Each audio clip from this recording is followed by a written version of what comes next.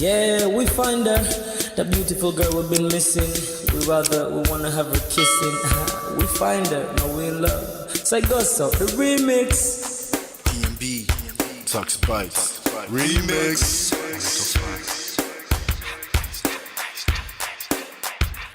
Now if I had to lose you like a bad phone connection, I'd change my game to get a better reception. Sit back, let's start this interaction. Don't fight the feelings, just a chain reaction. Your heart won't give you the wrong instructions. Like my GPS, yes, I got the right direction. We gotta merge together like a road intersection. Last stop is gonna be my love and affection. I ain't like the mother dudes, they wanna call you shorty, but I'ma call you a beautiful girl. I took your picture home, my mama saw it, she's a very, very beautiful girl. I wanna put you in my video, cause you're so beautiful. You're a beautiful girl. So when you hear us on your radio, turn up your stereo. It's a beautiful girl. Gotta find a shorty who's worth of a lady. It's nice, but maybe doesn't look like 40. It's taking a little time. I wasn't seeing no signs, any traces of my baby. Who's gonna be my baby? But I thought I'm gonna take my time within a twinkle of an eye. I saw a shorty passing by. She's got this very pretty smile. It was right at the bus station. I tried to make a conversation, holding her arms, feeling so charmed. I felt the sensation. It's been a while that I've been trying to find a beautiful girl. Now I realize I found me a beautiful girl. She's a model, she's so fine. I just wanna take it by. Beautiful girl. Sparkling eyes, a killing thigh. I found me a beautiful girl.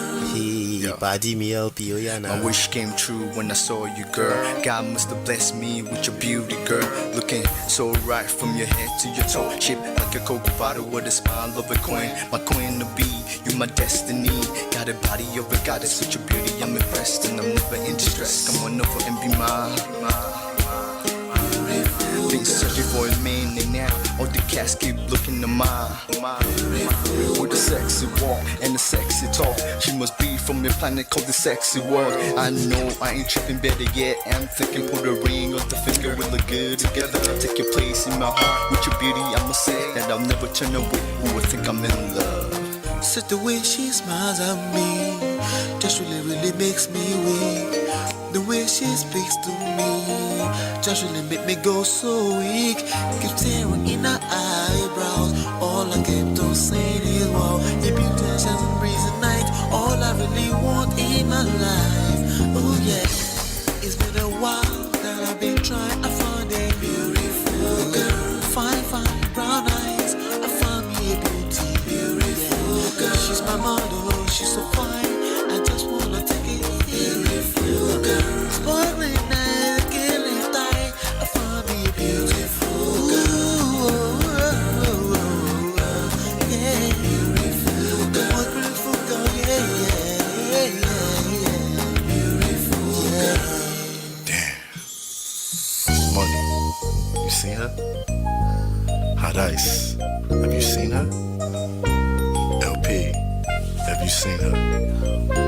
I'ma go over to Tux Bites. I know you've probably seen her. He has a lot of beautiful girls with him. Tux, it's DMB, baby. Look, Beautiful. I look for a while, but I can't seem to find a beautiful girl so I can make her mine. Time after time, I've been searching for a while, but every girl I meet never seems worthwhile. What can I do? I pray to God for an answer. I feel pains in my heart like cancer, and when I find her, I'm gonna romance her. Lace several presents and gifts. Call me Santa Claus. I make a heartbeat pause.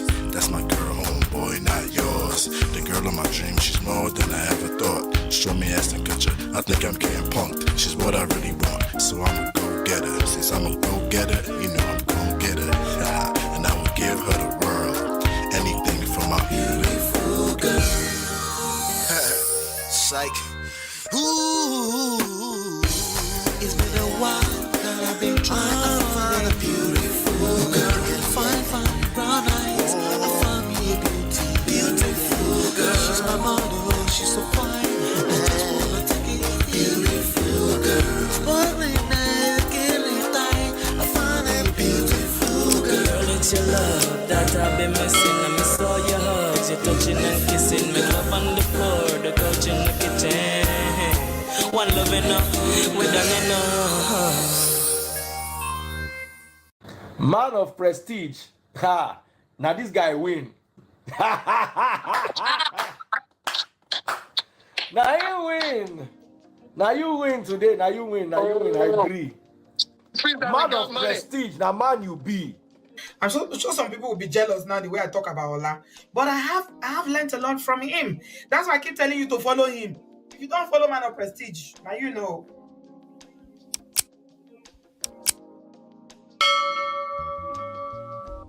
Ladies and gentlemen, welcome back. What's going on? Happy Friday. I hope you're doing well. Shout out to you. There's somebody in the chat. Shout out to Paula. Hello, Paula. How are you? Good to see you. All right. We're about to get into the game. Hit that like button, share, subscribe as you're coming in. We have a big show today. We do. Yes, we have a big show today. But we're going to keep it to time today. We got to keep it to time today. Okay. All right. So what's going on? How's everybody doing? My name is Ola. I'm coming to you live from my Empire Pro Studios. Yes. And we have a very hot topic to talk about today. Marriage versus partnership. Is love enough? All right. We're going to be reacting. We're going to be doing reaction to the last episode of Honest Bunch. There was just too many gems, and that opportunity that I felt like, you know what, we need to talk about. You know, there was a young lady, Sarah something, that was on the platform, and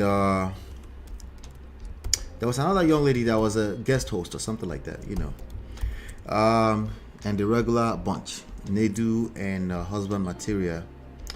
All right, so we're going to be reacting within the fair use guidelines to Glitch Africa's video today.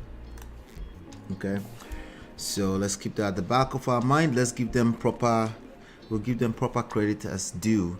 But yeah, let's do some house rules before we get into that. Like I said, hit the like button, share, subscribe.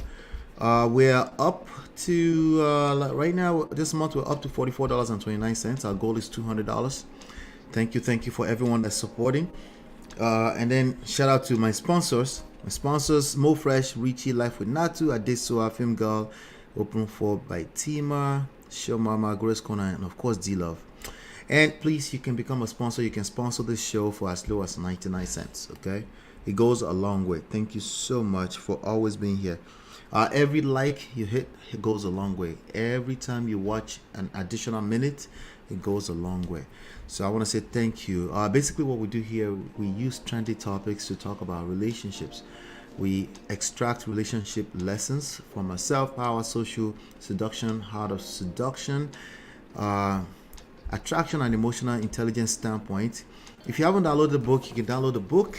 Our number one book, you can download that for free right now, and you get on the waiting list for this one. Okay, number one red flag. It's coming out in 21 days. All right, so we're actually in pre-launch right now. So make sure you're getting on the waiting list and you're getting notified as soon as it goes live. As soon as it goes live, the first day it goes live, it's very important that you support any way you can. Okay, I recommend and I ask that you help us, that you buy the Kindle, you buy the audio book, you buy the physical book, okay, and you leave reviews. If you don't leave review, it's like everything else is useless. It's like what's, you know, because I know you guys will support anyway, but really where I need your help is to leave reviews, to actually purchase and leave reviews.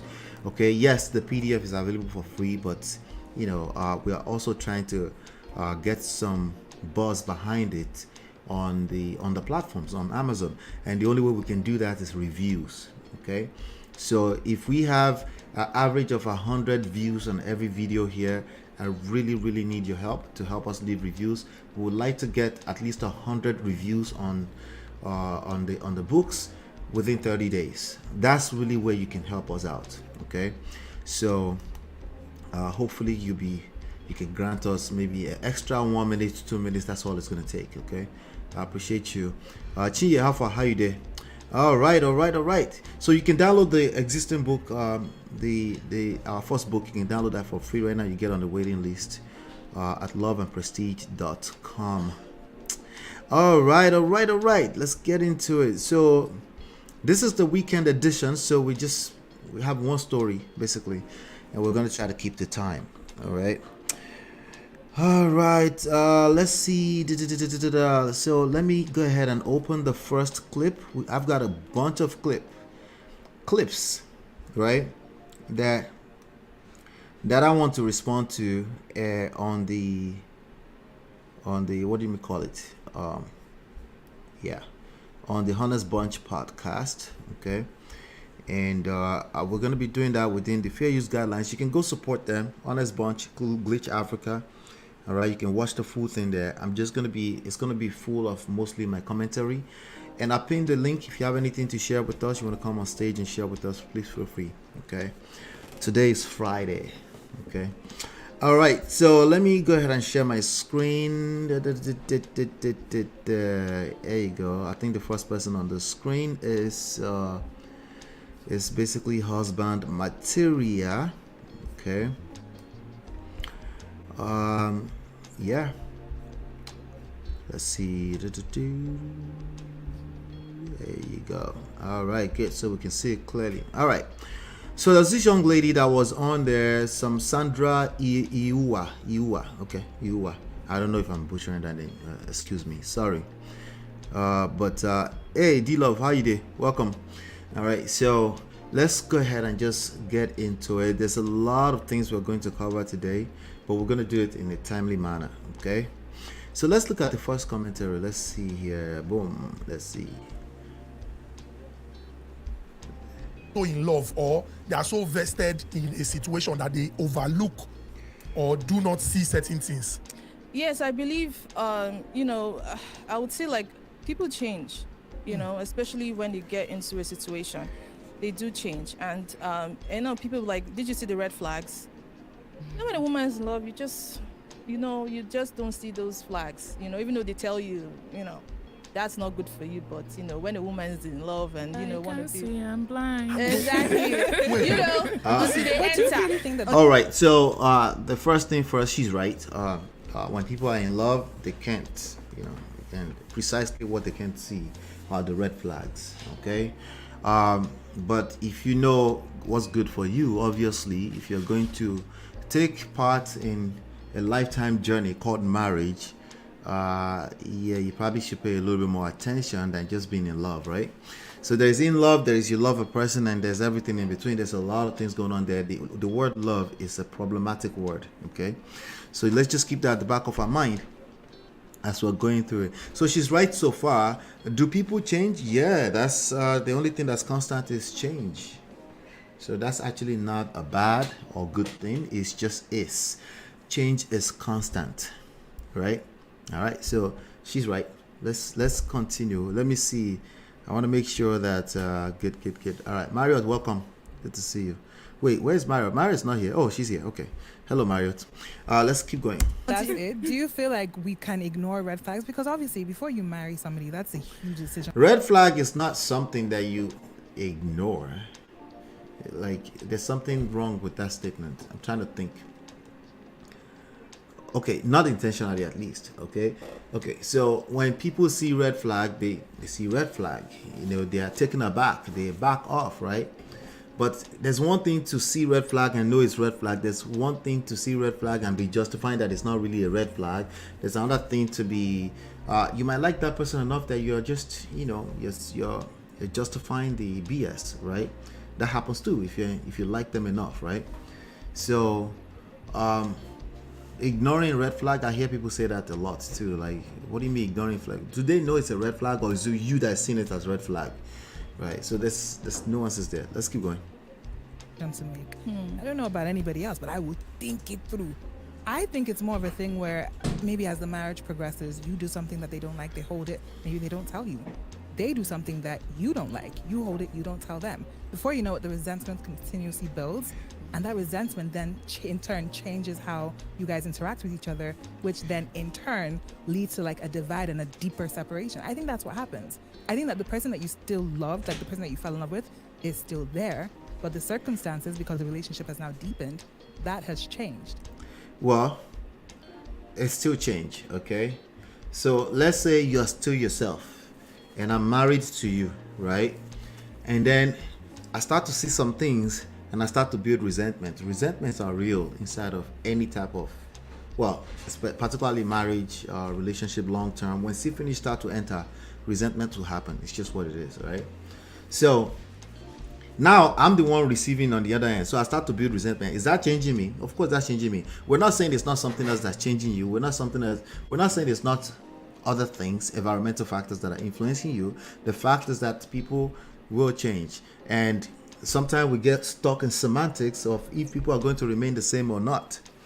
The reality is that people will change. People are already changing. They're growing. They're becoming a better version of themselves or their worst version of themselves. There's no such thing as stagnant, right? And there's also the influence of the environment, right, on people, on all of us, right? Because we're learning more every better, we're learning more. We're becoming something else. We're entering new environment and all that kind of stuff, So it's the same thing. Change, or it's not change, or it's evolution, or whatever you want to call it. It's not going to be the same. People will evolve, okay? Mario says, I have a question. Do Nigerian women now look like trashy reality show stars permanently, or is it just the ones who do podcasts? Which one looks trashy? Am I missing something? Is it the guest, or this one that we're looking at? Where's the trash? Am I missing something? Let's continue. Do you feel like that could be what happened with you in the first or even second marriage? My first one was actually we're actually best of friends up to now, so that was a decision I made to walk out of the marriage. But the second one was more like a shock to me. So it was, even though I saw some of the red flags, I thought I could handle it. I thought I could handle it, but get into the. All right, so she saw red flags. We're talking about red flags. We have a book coming out called The Number One Red Flag, so be on the lookout for that. 21 days from now. But let's move on to another part of this conversation. Okay, generalizations is one of the problems with relationships. We all do it. But a lot of people are not aware they're doing it, and we don't know the extent. Most people are not aware of the extent to how damaging it can get when you internalize it and you make it your reality. Your perception is your reality. So if you tend to generalize, it will come back and bite you in the butt. So let me play this one right now. Let's see. There you go. I thought I could handle it, but getting into the marriage became worse. So. But I just feel some men, especially Nigerian men, they know how to hide their character. Nigerian men know how to hide their character. Are we still talking about change? Right? We're still talking about change. Now she's saying Nigerian men know how to hide their character. All right, so people just go into a marriage, they will just sit down there and say, I'm going to hide my character. Do people pretend? Yes. Particularly for marriage,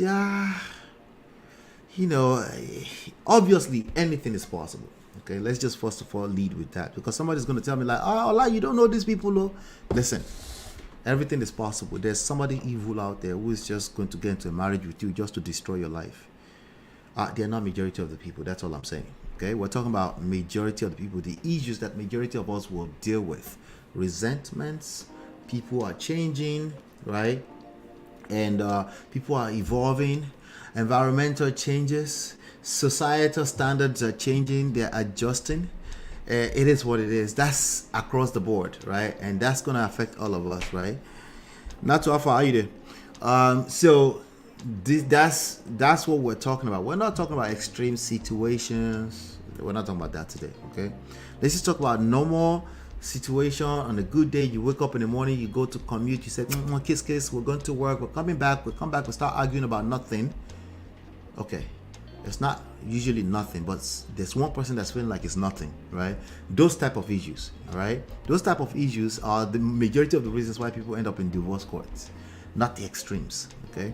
So let's talk about it. So now she's saying Nigerian men, okay, they hide their character. Let's see if she says they're hiding character. I wonder how long this person is hiding character. People are not capable of hiding character they can only hide it for so long, right? Unless you really are not paying attention. Okay, it's not that you're not paying attention.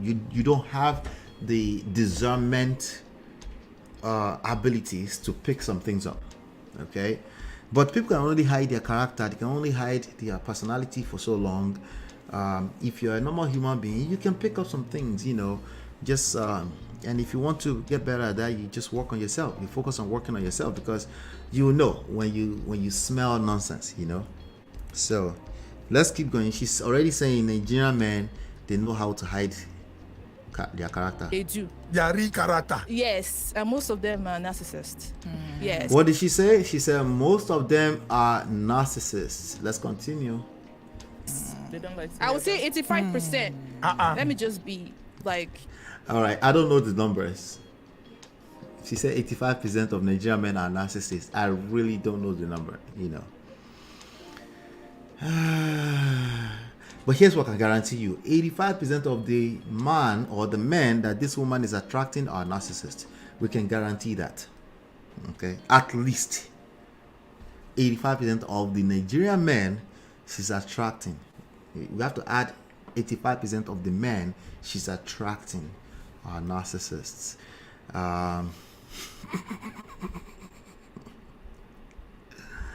Listen. Well, you're right. She said 85%. So generalizing WhatsApp group, exactly. Let's continue.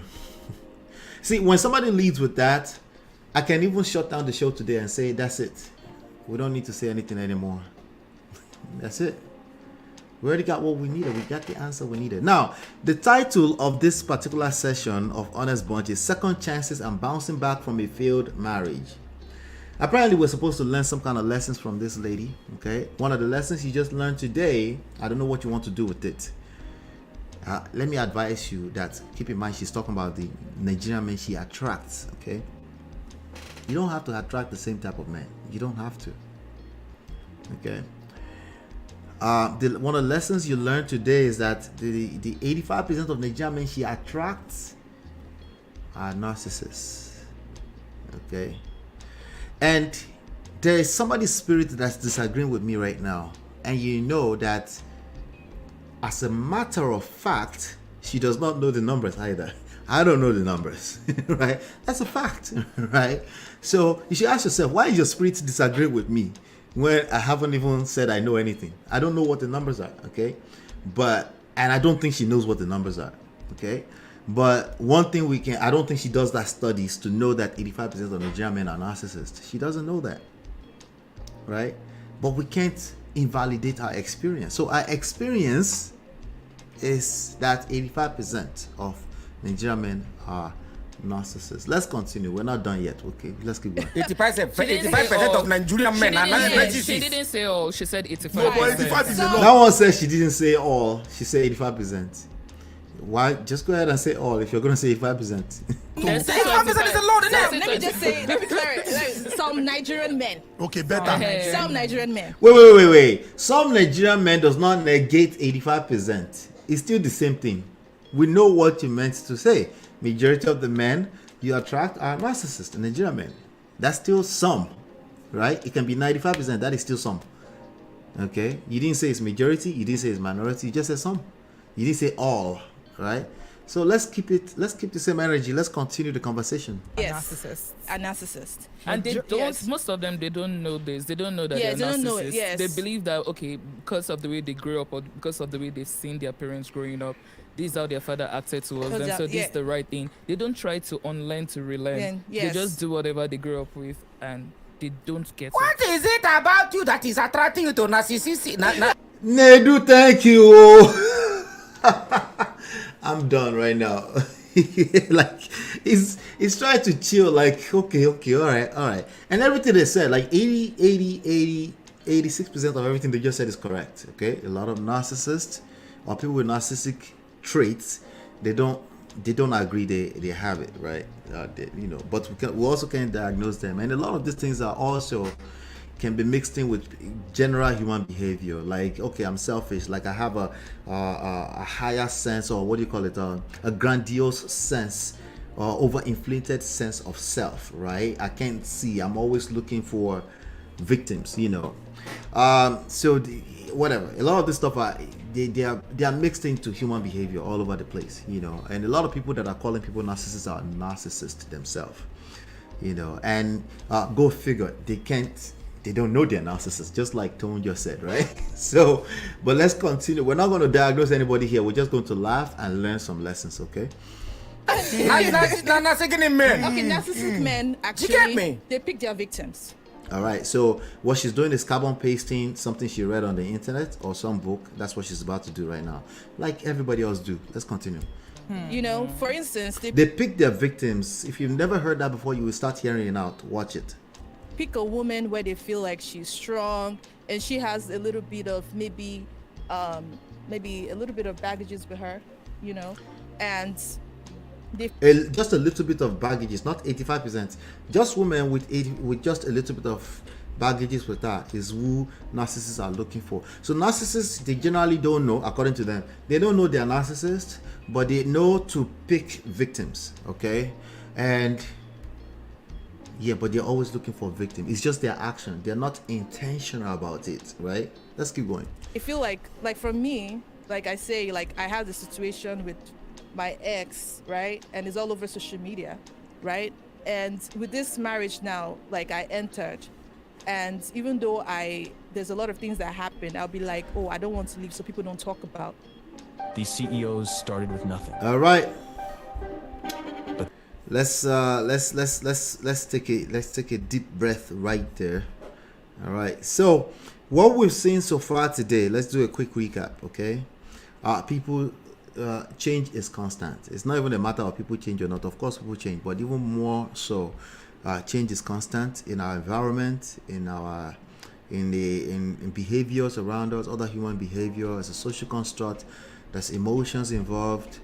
The change is constant. So if you're going to prepare for anything when it comes to marriage, it only makes sense. It's only wise to prepare for conflict handling, right? Conflict resolution, because there will be conflict. That person will evolve into another person. The person you married 10 years ago is not the same person today. Keep me within context, okay? It's not the same person, but yeah, people will change. It's just what it is, right? So what do you do with that? You try not to put yourself in a position where you say, oh, they changed on me. They hide their character. Like, that's conflicting information, right? They didn't hide their character. They are also changing, they're evolving, they're getting worse or they're getting better, right? And clearly you had unrealistic expectations of human beings. Human beings will change. Change is constant. There's the other thing that we also talked about here. 85% of men that she attracts are narcissists, not 85% of Nigerian men. Okay, I don't know that number. If you've done the study, if you've seen a study somewhere, share with me. I don't think it's 85% of men. If it's 85% of men, that's our narcissists. We need to deal. If 100% of all Nigerian men are narcissists, guess what we have to do? We're going to have to learn how to manage. You don't have a choice. That means you don't have a choice. That means you don't get to use that as an excuse to not nurture your relationships. If you look around you everywhere you go, and somebody did a study and they say 100% of them are narcissists, guess what that means? That means that's our narcissists. Okay? Let's say I turn around and say all women are narcissists. Oh, guess what? That's our women. Well, we don't have any other choice than to manage. Okay, because if you try to avoid marriage because of that, you go and impregnate a woman who is a narcissist, and then you will now go and collect instead of child cost. It doesn't make sense. That's why the terminologies are usually stupid. They're just used to label each other, to hang out on the pedestal, to act like we are better than the other person, and we're not learning anything when we do these labels. Okay, so there's not much we can do with that information, and we can't use it to better ourselves, right? If you say, hey, 30% of Nigerian men are narcissists, here's how you identify them, and here's how you avoid them, or this is how you manage if you already end up in a situation, now we can have a conversation. But to just turn around everywhere on the internet and call everyone, virtually everyone, because that's what 85% means, narcissist. I have, like, you're giving me evidence to start looking at you funny, okay? Okay, when you do that. All right, so they pick their victims. There's nothing new about that. That's something you read in the book somewhere about narcissists. You can jump on the internet. There's about 2,000 different articles about narcissistic behavior, and you read that there. They pick their victims. They are always looking for supply. Chill, relax. You're not a psychologist. Stop doing that to yourself. Okay, you're not learning anything engaging such information. Okay, anyway, so with that being said, let's let me see here. I think we can continue now. Let's see. Here you go. One second. Okay, there you go. Okay, okay, 1 second. So make sure I show it to the screen. There you go. All right, so let's go. Walking out of a marriage attached to women. It's her second time. This is her third time, you know. And you know, that's interesting because I think that she just stumbled onto like a very, very big point. There is such a stigma attached to women in particular, especially when it comes to walking out of a marriage that doesn't necessarily serve them. Because if a man decides to leave a marriage, when a divorce happens, it's a man and a woman that decide to divorce, right? The man leaves and walks away relatively unscathed, but the woman is the one that somehow looks like the villain. So I'd like to know, why is that? Why is it that in Nigeria, our society tends to look at the woman as the bad guy? All right, so that point she just made, it's not just in Nigeria that they do that. Okay, it's also a mute point. Okay, and I'll explain. Okay, it's across the board. They do that a lot here in America. Okay, the woman is to be blamed a lot for a lot of people just blame the woman. Okay, guess why it's a mute point? Because a lot of people that are blaming women are also women. Okay, it's also women, and there's a lot of reasons for that. There's a lot of some people use the Bible. They say a wise woman keeps her home, builds her home, all this kind of stuff and stuff like that. And if you know anything about what I do here, you know I push hard against that. I need to know specifically what happened, case by case by case. That's the same reason why I push against anybody making a weird statement like 85% of men are narcissists, right? That's why I push it. The same reason. Like, you can't just come around and say it's just women that are causing trouble. I will look at you funny too, like you lack. There's something that you're lacking there, and it's personal. No, I'm just observing. No, it's personal. Stop the cap. It's personal. You need to tell me the rest of the story. Why are you generalizing? Why are you generalizing in such gross manner? That's something I'll be interested in knowing. Okay. So yeah, with that being said, let's continue here. And then also, men and women don't decide to leave a marriage. It's always one person that is serving breakfast and the other person is chopping breakfast. All right. So, and why is it important that we know that? Because when they start to talk, it will help you know if they are capping, or you at least be able to figure if they are capping or not. Okay. All right, so let's continue. You can never, when I hear women say, oh, we are trying to be equal with men. No, you can never be equal with a man. You know why I think you can never be equal with a man? You're actually higher than a man. Why is it saying that? Do you believe Nedu when he said that? Anybody believe him when he said that? Let me rewind it so you can hear it properly, okay? Now, You might feel that way, but do you believe him that do you believe he believes the same thing when he said that? That's what I want to say. Do you believe he believes that same thing? I get pissed off when I hear women say, oh, we are trying to be equal with men. No, you can never be equal with a man. You know why I think you can never be equal with a man? You're actually higher than a man. A wise man. I'm serious. A so woman much is power. higher than a man. That lady next to him said, wise man. Do you think she believed what he's saying out of his mouth right now, that he truly believed that same way? Or what's the point of saying that, right? That women are higher than a man. What would be the point? What are we going to learn from that? Let's see. Let's continue. Okay? Let's continue. Bringing yourself down. We go from men are higher than women. We push against that. We go from that to women are higher than men. Like, why are you telling us that? I'm going to listen a little bit longer. Maybe he will tell us something. Break it down. Don't be angry. Correct me if I'm wrong. You don't even know now. A man is a man, innit? A man is the head of the family.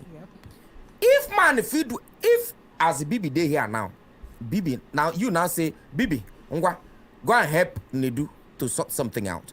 If she's coming to help me to sort something out, can I do that thing she's coming to help me with? No. She's coming to help me sort that thing out and to make me a better person. God said a woman is a helpmate to a man. Why do you think they say that behind every successful man, there is a woman? So when you bring yourself down, some people now say that is not beside. We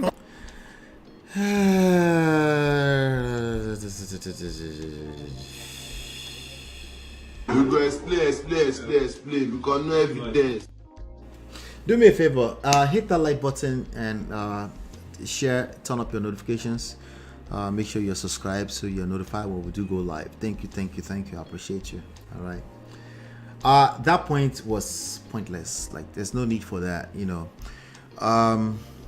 The everything he said, I'm going to rewind a little bit, and then everything he said is the reason why women or certain types of women push against men or women being subordinates to men. But he made those same points. Okay.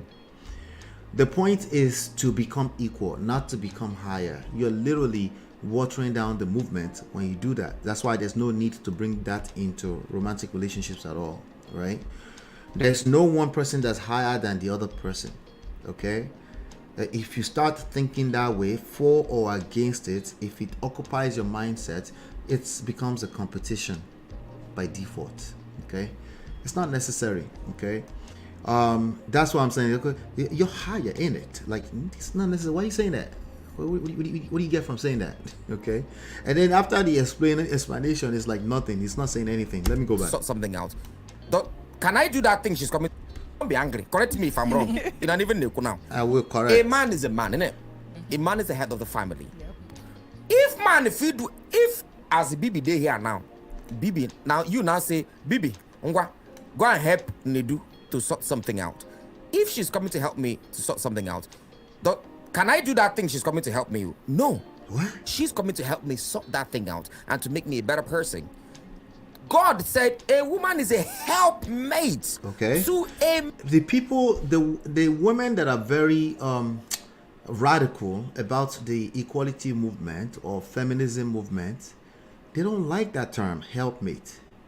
They don't even want you to bring in God into this conversation at all. That's why it was a pointless move to say women are higher than men. Like, what do you get from that? Nothing. That's why the Shalaye is not Shalaye right now. Wait. Man, why do you think they say that behind every successful man, there is a woman? That is a trigger line for the women that are fighting for equality in society, not in romantic relationships per se. That's a trigger word for them. Why must it be behind? Right? Listen to what husband is going to say. So when you bring yourself down, some people now say that it's not beside, not behind you. Some people are now saying beside. See, explanation discombobulated, ended up in the freaking.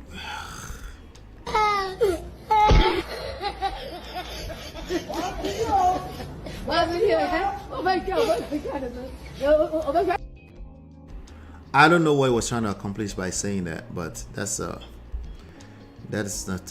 It's not necessary. Now the problem with that. That's what I'm saying. Men don't like to actually acknowledge that as the woman. Baba, woman, they help you. Yeah. See, Baba, leave him. Whether you like it or not, a woman helps you make you better. Yes. Whether you like it or not.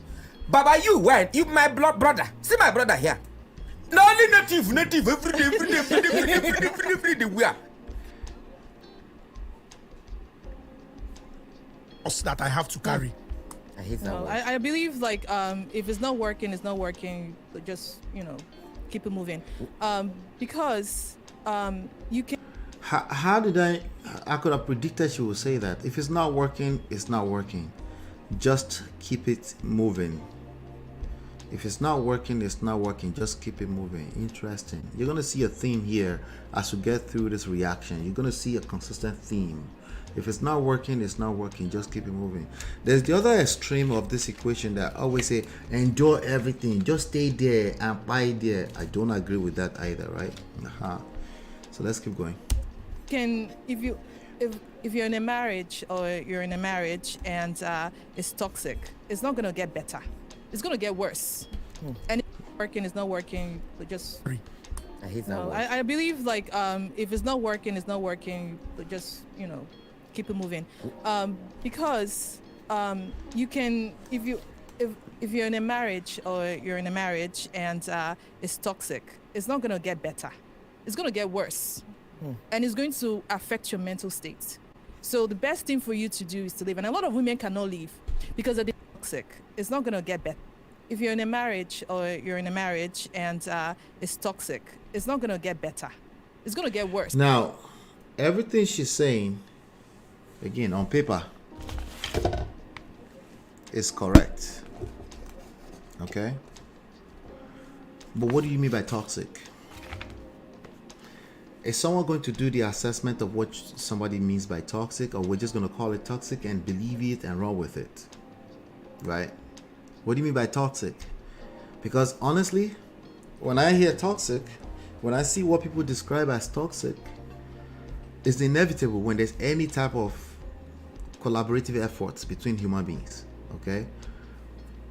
Sometimes these are your siblings. Right? So, but listen, like when you say toxic, the way she said it, in the context she said it, it makes sense. Like, hey, it will never work because it's poison, right? But when something feels like poison emotionally, from an emotional standpoint, right? Is it always that the poison on the other side, or it could just be your interpretation that's poisonous? Could there be some kind of in between in all of that, right? I'm just asking. And it's going to affect your mental state. So the best thing for you to do is to leave. And a lot of women cannot leave because they're dependent on their husband. They don't have anything. Now, she's left 3 marriages. Is it 3? Well, she's left 3 major people, right? So she's saying leave, it makes sense. Okay? It makes sense coming from her. That she's saying, that her rhetoric seems to be about leaving, right? Let's continue. Going on for themselves. They don't have nothing. And some of these men do not let their wife do anything because they want to be in control. And that's financial abuse. So I always encourage women. All right, so narcissist, mental health, right? Now she says financial abuse, right? So the buzzwords, there's more of it that's going to fly all over the place, okay? But you will notice that we haven't really gotten much example. But I think we're going to get some examples, right? Let's keep going. Men to actually get something doing, even if it's little. So when that time comes and I can't deal with this anymore, this man is abusing me and this is really getting to me mentally, then she can make that step to say, okay, this is what I'm going to do to get out of my marriage, because getting out is hard. It's very, very hard. You will need money to get out because you have to go get a place for yourself. Because I remember when I was coming back to Nigeria when I gave birth in the US, and I was actually going to come back. I had to start looking for a house, because I left where I was before, where I got married, straight to the US. So when I was coming back. All right, let's go into let's get into this one. Let's get into this next clip. Hey, listen up. Are you a real estate investor or considering starting investing in real estate? Actually, my deal breaker is cheating. Actually, my deal breaker is cheating. All right, so note that her deal breaker is cheating. Okay, I think majority of human beings will say their deal breaker is cheating until we start to have the conversation, right? Majority of people just assume that their deal breaker is cheating. Why? Because cheating is just nasty. Like, why would I want to stay in that situation, right? But human emotions are a little bit more complex than that. Let's continue, because she will tell on herself in a second. Wait. Well, I've had enough. I'm out. Actually, my deal breaker is cheating. When I'm in a relationship, I focus on one person, and if I feel like the other person is not, and after talking, and it's not, going the way I want it to go, or there's no improvement, and it's messing up. So by even talking, you are even giving them long group. Yes. Like, I know. Husband material is such a wise man.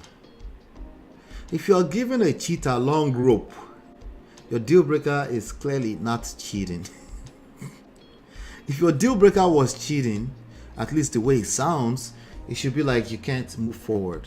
You can't give them once they commit adultery, you can't move forward. But this is the reality for a lot of people that claim that their deal breaker is cheating. Not all of them. In fact, the ones that it's actually their deal breaker, they don't know until it happens. They just find it that it's very difficult for them to see that same person in the same light again, and they might have even pandered to the point of it's just cheating before, until it happens to them, and then they realize they can't handle it. Okay, and of course everything in between. But when people say my deal breaker is but then you give them long rope. Yeah, right.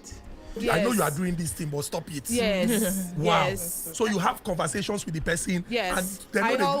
I'm a very outspoken person. I don't keep anything in my mind. Mm-hmm. I speak as it is, and you take it as it is. And if I keep talking and you're not, you keep talking. It happened once, twice. Again, you keep talking. I don't see any changes. I just walk out. That's what I do. And at that point, it was a lot. So I was like, you know what? I can't do this anymore. So I just decided to walk away. You mentioned that in your second marriage, that's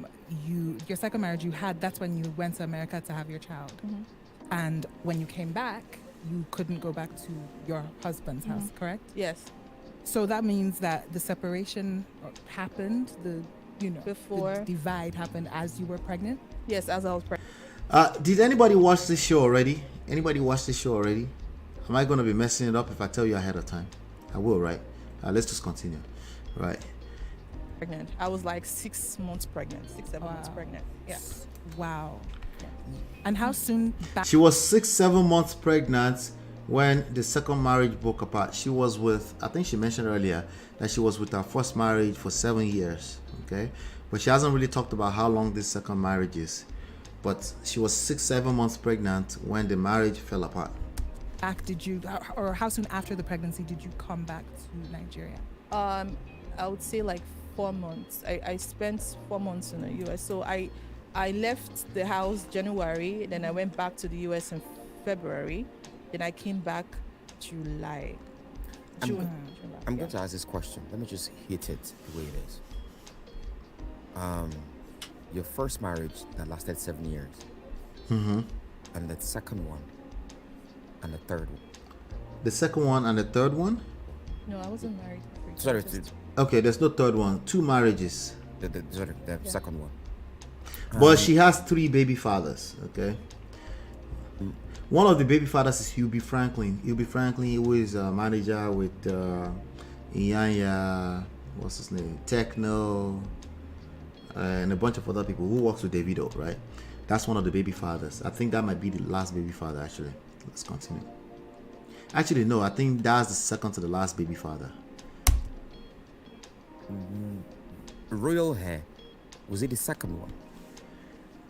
Yes. Ubi Franklin, what number was he?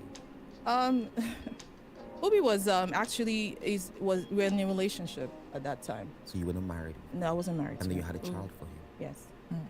So when because the one I didn't know you personally. This is my first time of meeting you. Everything I know about you is online. Now, sorry about that. You guys might have been straining your like ears. Cosmo rightly said at the beginning, a lot of people are going to learn on this episode to know how to come out from an abusive marriage or an abusive relationship and not to have the fear to still stay there while you're dying. Now, you were married to the royal hair guy. When you were dating him, how long did you date for?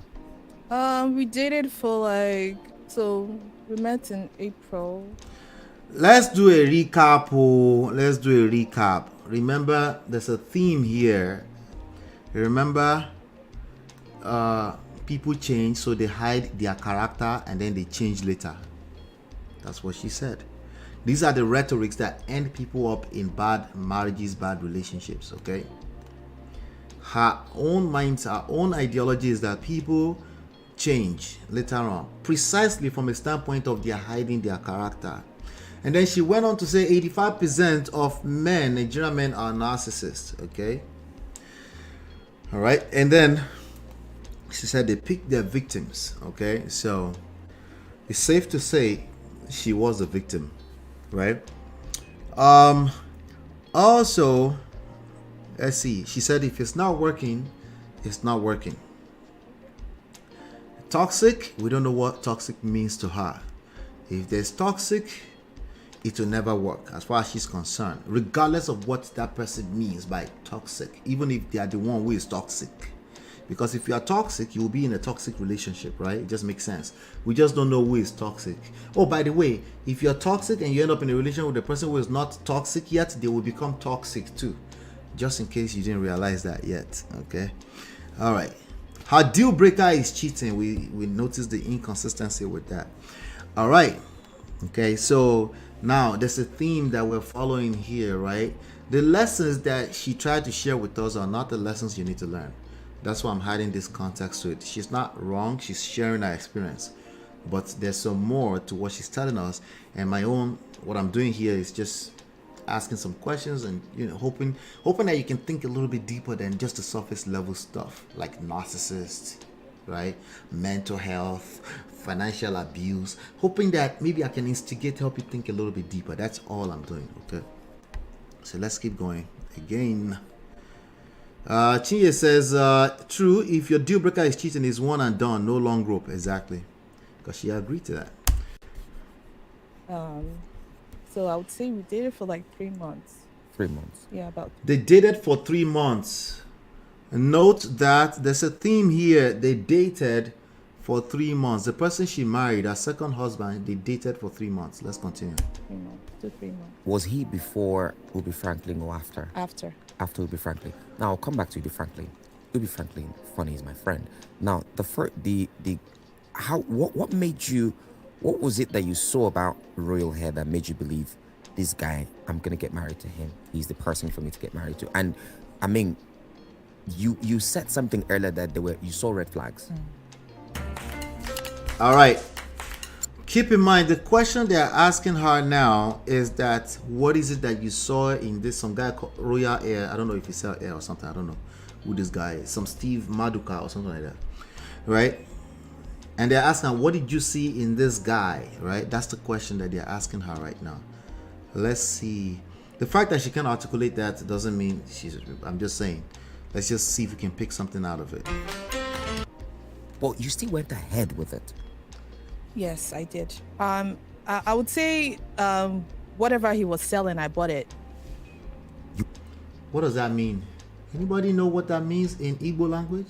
Whatever he was selling, she bought it. What does that mean? Okay, let's continue. You willingly bought it. Yeah, I bought it. What was he selling? Was he selling hair? His name is what's his name again? Royal Hair, right? What was he selling? Yeah, whatever it was. You bought the hair or what? Selling to me, I bought it.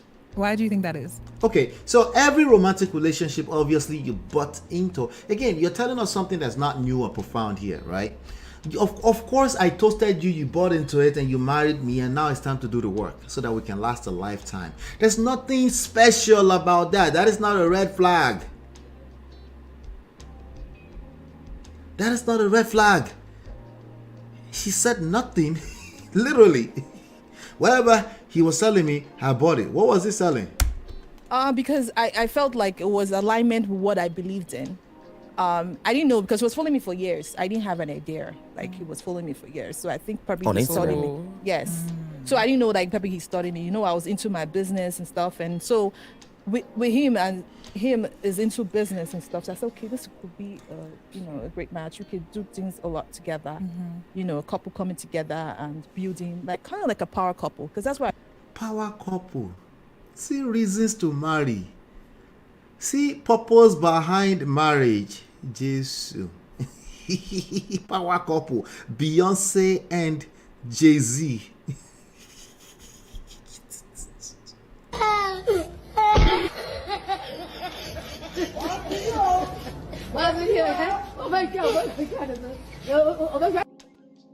Power couple.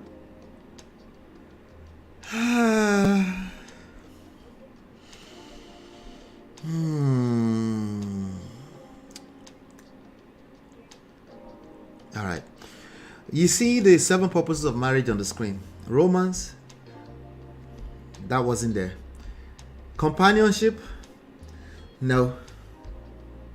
Family and legacy, she already had like children before that, the marriage, so no. Multiply and nation building, nah. Try again. Try again, mother sucker. Shout out to Michael Blackson, right? Legal life hack. We can do life, power couple together and make money together. Yeah, something like that. That's too deep. Just business, power couple. I just want to be Beyonce. That's a power couple, you know. Legal life hack. What does that mean? We don't even know what that means.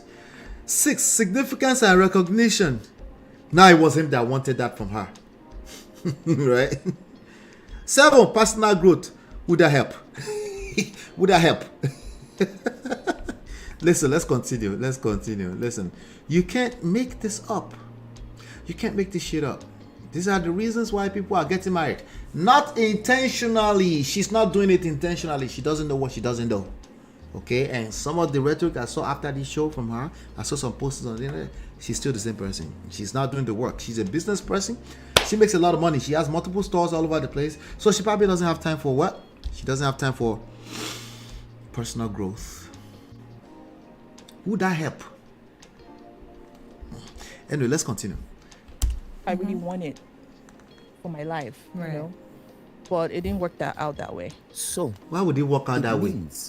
That what led you into that relationship was a need that you needed to meet. Not particularly. Oh, it was a need. Oh, it was because you said. Like is the Nedu for me? Like, dude, you're watching down the message. Jesus, it was a need. You said. Nedu, drink water. Anyway, power couple was the reason why she got. Let's continue because this is gonna get better. So, like I said, he was selling something to me, which is and I what bought you it. Needed. Yes. Now let me say something. So he was following. This guy might be guilty. Okay, he might be guilty of all of this. In fact, this person from the description of everything is a controlling person. Okay, it's a very controlling person. Okay, I'll tell you that much. It's another person who basically didn't know what they were doing too. Okay, it's usually 2 people that don't know what they're doing. Okay, so there's no exonerating the dude, but he's not talking, so we have to address Sandra. Okay, he's not talking, so we're going to be addressing Sandra today.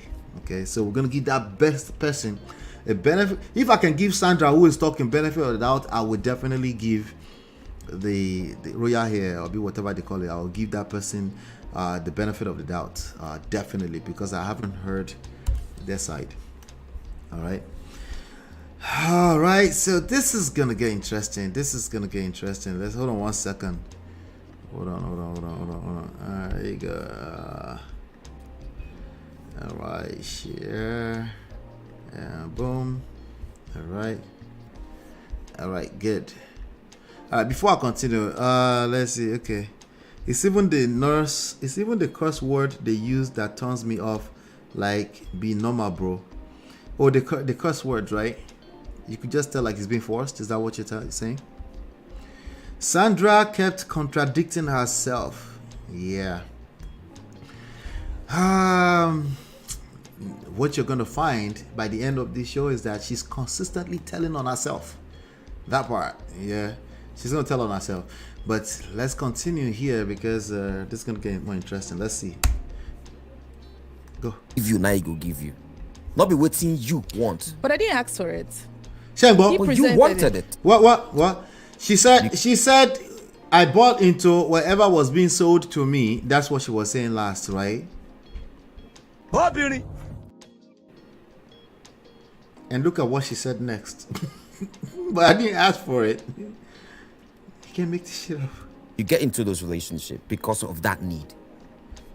Person we get that, we want meet that need for you. Now waiting he want give you, now he go give you. Not be waiting you want. But I didn't ask for it. But you wanted it. No, he presented it, and he presented it, you bought into it. How is it relevant if you ask for it or not? Said a woman like myself, like with kids, like Nigeria. I just moved into Nigeria, like at that time. It said people are not going to respect me. That Okay, so you got finessed. You know, welcome to the real world. It's supposed to do all of those things, right? It's supposed to not finesse you, but it's supposed to woo you, right? What's the English word for woo? I think that's the word, right? You woo a person, right? That's what it's supposed to do, right? It's supposed to seduce you, right? That does not exonerate you from your own responsibilities. You don't get to say, I didn't ask for it. What do you mean? You didn't ask for it. That's not relevant. Of course you didn't ask for it. But we know that's what you want because he's been following you on Instagram all along for years. He knew what you like. You wanted a power couple. So what did he do? He presented himself like, I'm your Jay-Z. I am. Shout out to Medro. Sorry, I just noticed that you say something. I'm your Jay-Z. And then you bought into it. Okay. What does that have to do with your marriage so far? Because we all bought into something, and when we enter it, we found out that it's slightly different from what we bought into. Like every one of us across the board, right? Oh, forget when you got into it. Even after you got into it, the following year, it's not what you thought it was last year. It changed. Nothing new, nothing profound so far. Again, let's continue. But you know, I'm supposed to have like a husband or something, and people respect me in the society. You know, like I said, what he was selling, I bought it. So I thought about it. Okay. So basically, preyed on your insecurities. Exactly. Probably. Which is literally narcissism 101. Yes. So What? You see how we enter narcissism so fast. Entering the Narc, the movie, right? What is abnormal about somebody wooed you, knew what you liked, presented that way, right? How did we enter narcissism? I don't even know how to pronounce this word. How did we enter narcissism? How did we get there so fast? Ha! Gen Z, see your life. And by the way, Gen Zs are coaching the older women. They're all repeating the same nonsense. Can't make this shit up. Oh, Jesus Christ. Lord help me. Lord help me. God help me. I'm trying to keep it together. Wahoo. All right, let me see here. Hey, shout out to you, Mendrell. Good to see you, man. Ola, leave Oberin alone. Listen, I will. Okay? I will. Once we're done with this session today, I'll leave Oberin alone. Okay? But some of this behavior, they're pretty consistent across the board. I said pretty. Like, they tend to be consistent. Okay? It's not everybody, obviously. But they tend to be consistent. And it's what comes with what we love about women. Okay? It's actually what comes with what we love about women. Right? It's not It's not in other aspects of life. It's not a negative that she can't see the lack of accountability in what we're talking about right now. Okay, it's there are other aspects of life. Remember, we like to be needed. Remember, we want to serve. Remember, we want to feel like the king. All of that and all the nuances between that is basically what enables this type of behavior. So it's understandable. Some people take it to the extreme. She's on about to be on a third marriage right now because she called herself a lover girl too. So and she's a businesswoman and she doesn't remember what she's looking for is power couple. Who's to say that she stopped looking for power couple? She's probably still looking for power couple. She probably can't do anything less than power couple, right? All right. And with power couple, men that tend to sell that type of stuff, they also come with certain type of things, certain types of dynamics, right? Yeah. Let's continue. The weaker gender, right? Yes. And well, We are composing poem. You are going to DM to say someone 500,000. Okay. He hits you with a 500,000 naira in your account. Someone did that to me in my DM. Someone sent me 500,000 naira. Exactly. Do you see the smile on her face when she's talking about somebody sent 500,000 naira, about $5,000 to her account? Do you see the smile on her face? It doesn't mean anything. If you send $5,000 to my account, I will smile, okay? I will smile too, okay? All right, so let's leave that alone, okay? But that smile, Like, oh, remember she's looking for power couple. take this for lunch. I was like, okay. For lunch. Now elephant in the chop for lunch. Why are some people doing this? Some people are trying hard. We are composing poem. You are going to DM to say someone 500,000. well, you know, like women, we are known as the weaker gender, right? Yes. And You're not. Men, by the way. Men pray. Why did Nedu just do that again? Why did he just do that again? He said, a woman says women were known as the weaker gender, right? And then he goes, we're not, by the way. When the phrase weaker gender, it comes with context, okay? I think it came from the scriptures as a matter of fact, if I'm correct. Is that correct? Because I told you I'm a terrible Bible scholar, okay? Let me see. Sometimes offensive, the female sex, women, usually used facetiously. My life as a member of the weaker gender. I think it came from the scriptures. Let me see. Let me just make sure. A weaker vessel. The scripture talks about the weaker vessel. So that's even more appropriate because obviously from a physical standpoint, the woman's body is different from the man's body, okay? And particularly in that sense, the man's body is stronger, right? They have bigger muscles and stronger muscles. Gender, you know, yeah. So let's. Why did he say you're not? By the way, why did he say that? Why did he do say that? And they still don't believe him.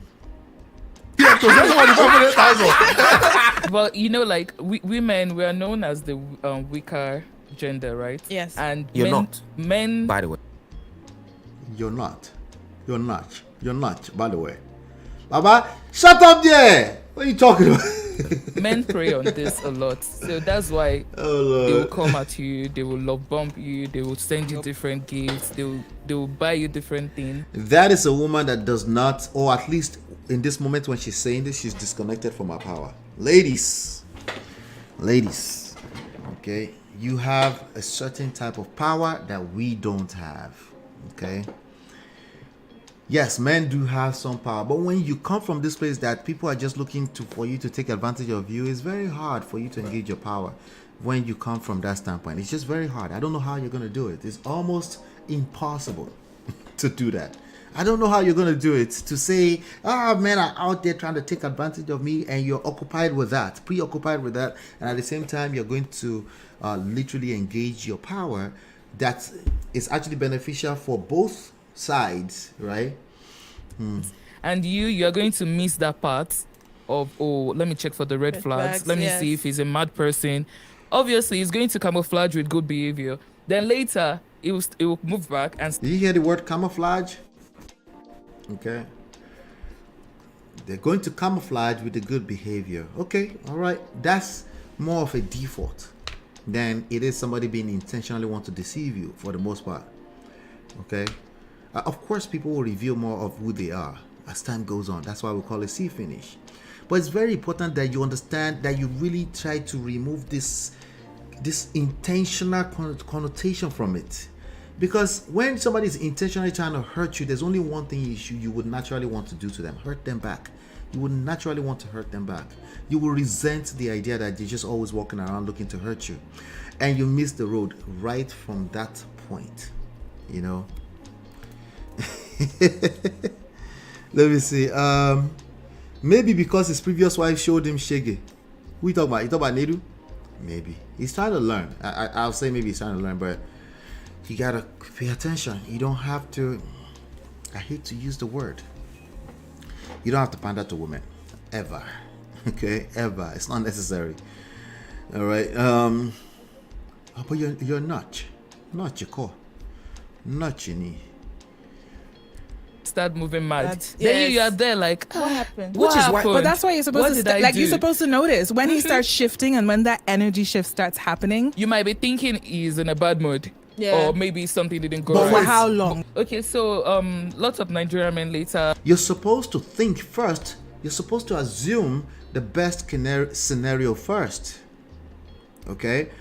If the energy shift, let's go back to what this young lady just said. He starts shifting and when that energy happened. Which is why, but that's why you're supposed What to did I you're do? supposed to notice when he starts shifting and when that energy shift starts happening. You might be thinking when the energy shifts, right, that is a symptom of other things that's going on behind the scenes. What do you do with that? Ladies and gentlemen, what do you do with that? Okay, because there will be energy shift from time to time. Okay, it's going to happen. It's not a matter of if, it's when. There will be energy shift. What do you do with that when that inevitably happens in a relationship? Okay, first thing first, assume best case scenario. Okay, what is the best case scenario? Okay, when somebody's your partner, your romantic partner, the energy shift, what is the best case scenario? Okay, the best case scenario, hold on one second, let me see here, just trying to get the next screen ready. What is the best case scenario? The best case scenario is what Tone is about to say. Hold on one second. Okay, let me play that. Let's play that. There you go. Here you go. he's in a bad mood. The bad mood, right? If you're going to assume, you should never be assuming, but we're human beings. We do make assumptions, particularly from our past experiences. Okay, so let's say you want to assume because you're a human being. Why not start with the best case scenario? Why not say what's wrong? Why not assume that he's just in a bad mood? Everything okay? What's the worst case scenario? He's a narcissist.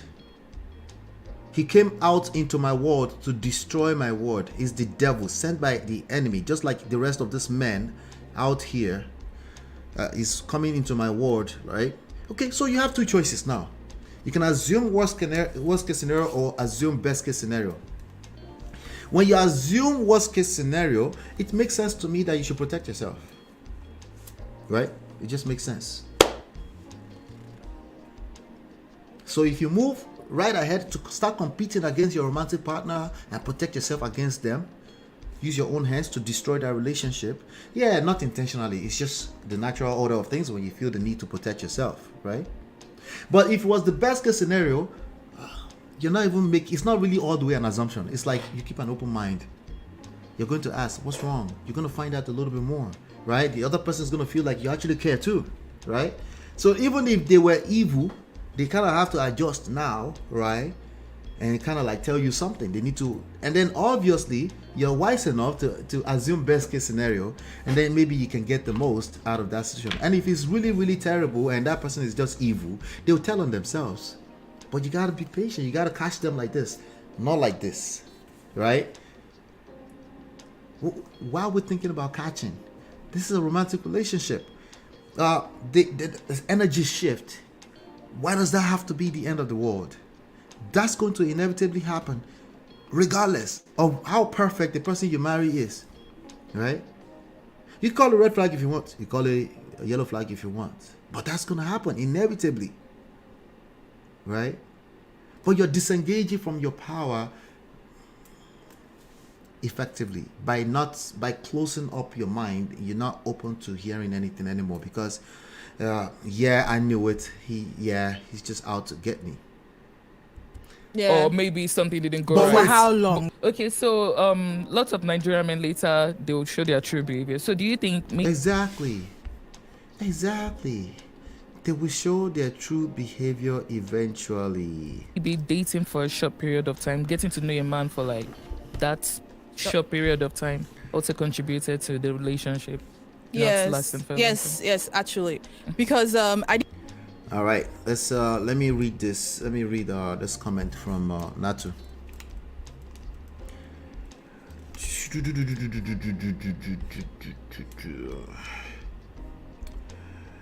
So yesterday I went to work in the city and then the office holiday party. I was talking to hubby in between. We were good. I came back. Baba was having attitude. I asked and he said nothing. Left him alone. Showered, kissed him good night. This morning, kissed good morning. I made his favorite soup. He has been asking. Guess who came to workstation to gist me about yesterday? See, energy shift. It's going to happen, right? And if you're not very careful, it won't be because anything is, again, it won't be because you're also trying to be evil. But if you have trauma from before, if you move a certain way from before and nobody ever told you, you're going to overreact. You're going to assume the worst case scenario. As a matter of fact, our brain naturally goes in the direction of the worst case scenario. That's how the human brain works. So it takes going to a higher level, self-development, right? For you to know that, okay, heaven is not going to fall out of the skies. I'll just ask. I'll chill. I'll take a shower. Drink water, cold water, right? Relax. The way our brain calculates when there's a shift in energy is like everything's about to end. Right? Let's continue. Actually, what I've done different is actually, studied kind of person he is. Look at how he responds to like his anger level. I would have probably maybe done something. Listen to solutions. Okay? He wants to be proactive. This is what they're teaching themselves on social media, right? Watch. To like his anger level. I would have probably maybe done something a little just to see how he's going to react to it, because sometimes you have to see somebody when they're angry and what they can. So she's going to deliberately do something to make him react. That's her solution. When they're mad and angry, and that will actually, make you actually give you some kind of insights and how you're going to make your decisions. Jesus Christ. And now if any guy is coming, I look at a lot of things. And if I see like, man. Now, so Baba, no vex. I want to talk about the wedding. We are going supposed to be the MC. I was supposed to be the MC. Yeah, we reached out to you. Remember? No, you didn't reach out. Yes, we did. We actually, there was a is it an Airbnb or whatever you were in? Where it was in? It was in Lekki Facebook. So let me guess. It was supposed to be some other type of society wedding. It was probably a societal wedding. I think it probably was. One. Okay. It's I've forgotten his name. Oh, I can't remember actually, but you were there. Okay, Ferdinand. Yeah, Ferdinand. Yes, Ferdinand's my friend. So Ferdinand, you were there, and I think I told him to reach out to you, my ex-husband, to reach out to you, but I don't know how it went. No, they didn't reach out to me. If they did, it would have. Both of us would have anchored the wedding. We kill weddings. So, Baba, no vex. So I was going to also say that you have made a very important point, and that point is, responsibility and accountability. Yes. You highlighted some of the things you look out for, and you did not mention maybe, whether the person will take you to a fancy restaurant, buy you this or buy you that. You have said you want to know whether this anger level. Yes, emotional level. So I think it's also important to point out that, you must prioritize your interest and look out for those things. Some people get carried away by. All right. So, Do me a favor, if you just came in, hit that like button, share, subscribe, turn up your notifications so you're notified when I do go live. Okay, happy Friday to you. If you just came in, hit that like button. All right, we're basically reacting to the 15th episode of season 4 Honest Bunch podcast. That's what we're doing. All right. So let's move on to the next segment. It's another segment here that we're gonna, because I'm just, I didn't want to just be playing it. There were some particular points that I wanted to explore. So let's go on. Let me go and play. There you go. Just so new. It's not like we've been together for 10 years. Okay. Or 20 years. Yeah. You know what I mean? How long did the marriage last for? 4 months. You dated for 3 months. The marriage lasted 4 months. But wait, let's go back. Or 20 years. You know what I mean? How long did the marriage last for? 4 months. You dated for 3 months. Marriage lasted 4 months. But she dated for 3 months. The marriage lasted 4 months. 7 months in total. All right, obviously the time is not by itself doesn't mean anything. But if you align everything we've been talking about thus far together, okay? Let's do a quick recap. Okay? She thinks people hide their character. She thinks 85% of Nigerian men are narcissists. All right? She thinks if it's not working, just walk away. Okay? She thinks her deal breaker is cheating, and in the next sentence, she's given a lot of rope. Okay. All right. She wanted power couple, but then when they presented her with power couple, she bought into it, and then she said she didn't want it. Okay. Are we aligning it? Okay. Now her solution to all of this is that she should have, quote unquote, vetted more by, test the man with something that he will get him hungry, so you can see how angry he gets. That's our solution. Okay. When you align all of that together with the person that dated and then got married, and then 4 months later is Bafuka, right? And they are actually going to share some lessons they are going to share lessons they learned from marriage. Now, to be fair, she was married for 7 years previously. I told you she's consistent. Let's keep going. 3 months dated, 4 months together with the guy. All right. I wonder who left who. At this point, it only makes sense. She just left, right? She left the dude, right? Okay, let's continue. There were things I saw online. Yes. I don't know if it was you that said he's brought his girlfriends to the wedding. Who? My name is Emir, and my Stanford secret is take the acting class. You will. Whoa. He brought his girlfriends to the wedding. How did you? He brought his girlfriends to the wedding. Listen to the way she responds. Listen to what she responds. Know that. How did you know they were his girlfriends? Did you know at the wedding? Well, I'm a very understanding woman. I would say that. Wait,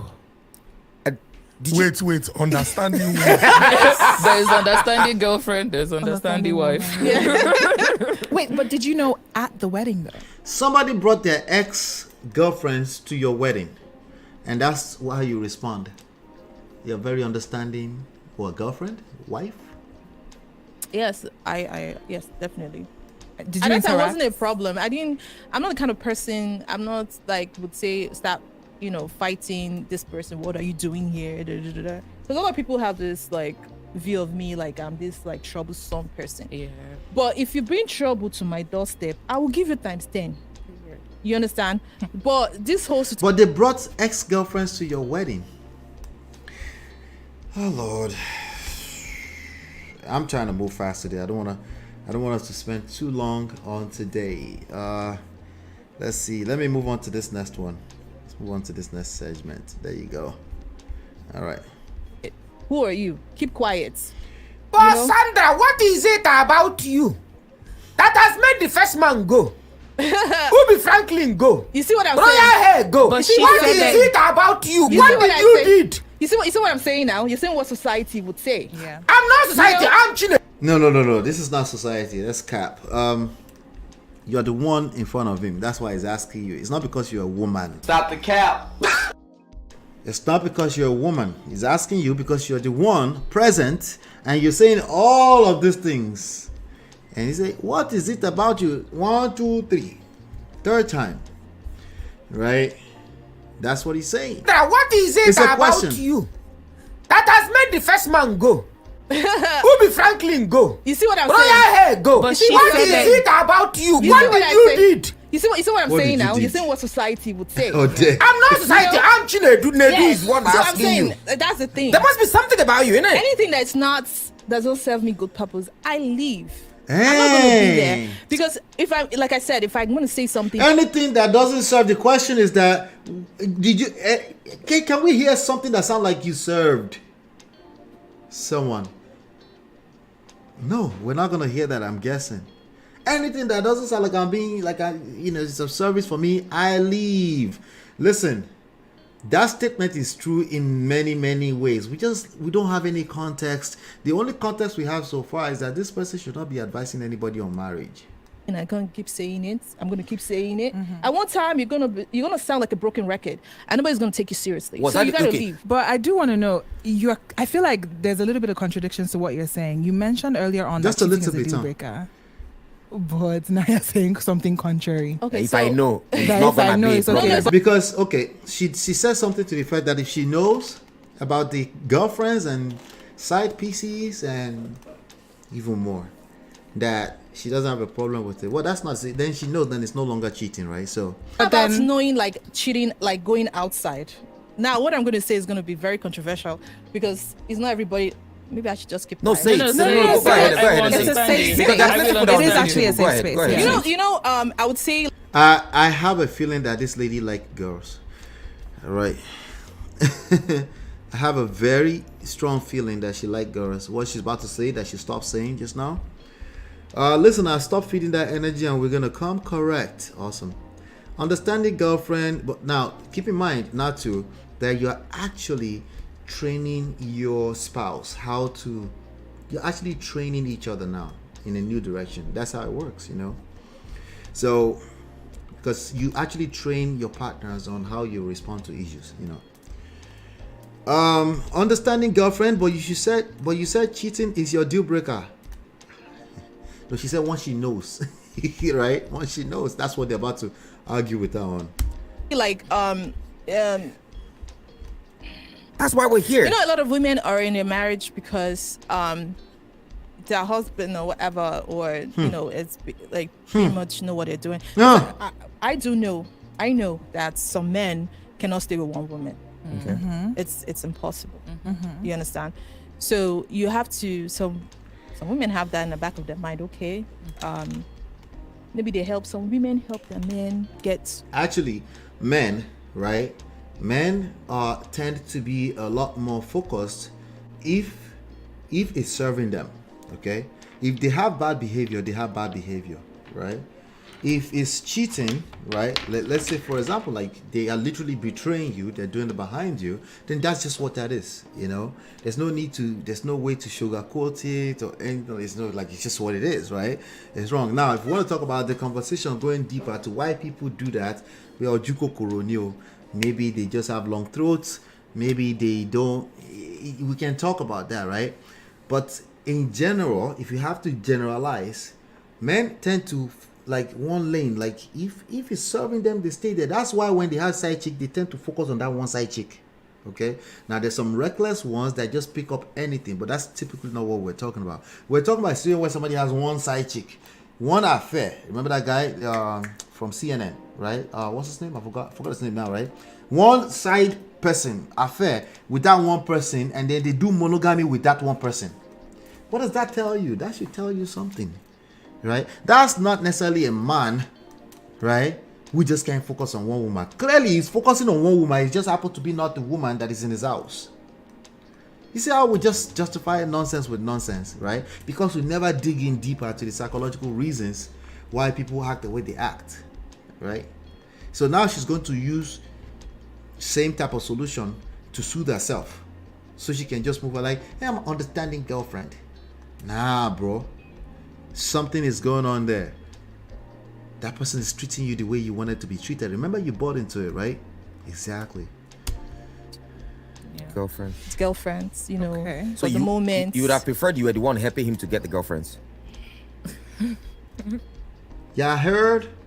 See that facial expression? Does that tell you a lot? Let me show you.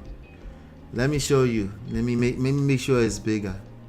And I'll rewind it small. For the moment. You would have preferred you were the one helping him to get the girlfriends. Is that what you would prefer? Is that what you say? Is that what you would do? That's a yes now. Not exactly. I don't... Yes. That is a yes. That is not a no. If it was a no, it would be outright no. Right? That's a yes. Right? Now, is she wrong? No, she's not wrong. I'm saying she's confused. This is a confused person. Confused people don't do well in marriage. Okay? It's like they don't do well in long-term relationships. And they should just leave them alone to play the field as long as they want. Just leave them alone. If they seem confused, leave them alone.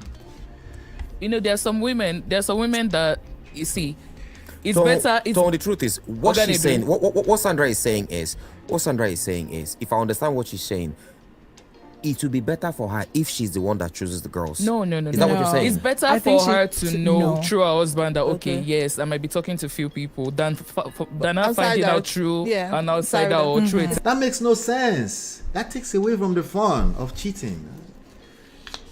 That makes no sense. He's not a polygamist. He's not a polygamist. He should come and tell you, like, hey, just so you know, I'll be having it. That makes no sense. Have you seen one like that before? Yeah, I'm sure you've seen one exception out there. For the most part, it doesn't make sense. Okay? It's embarrassing.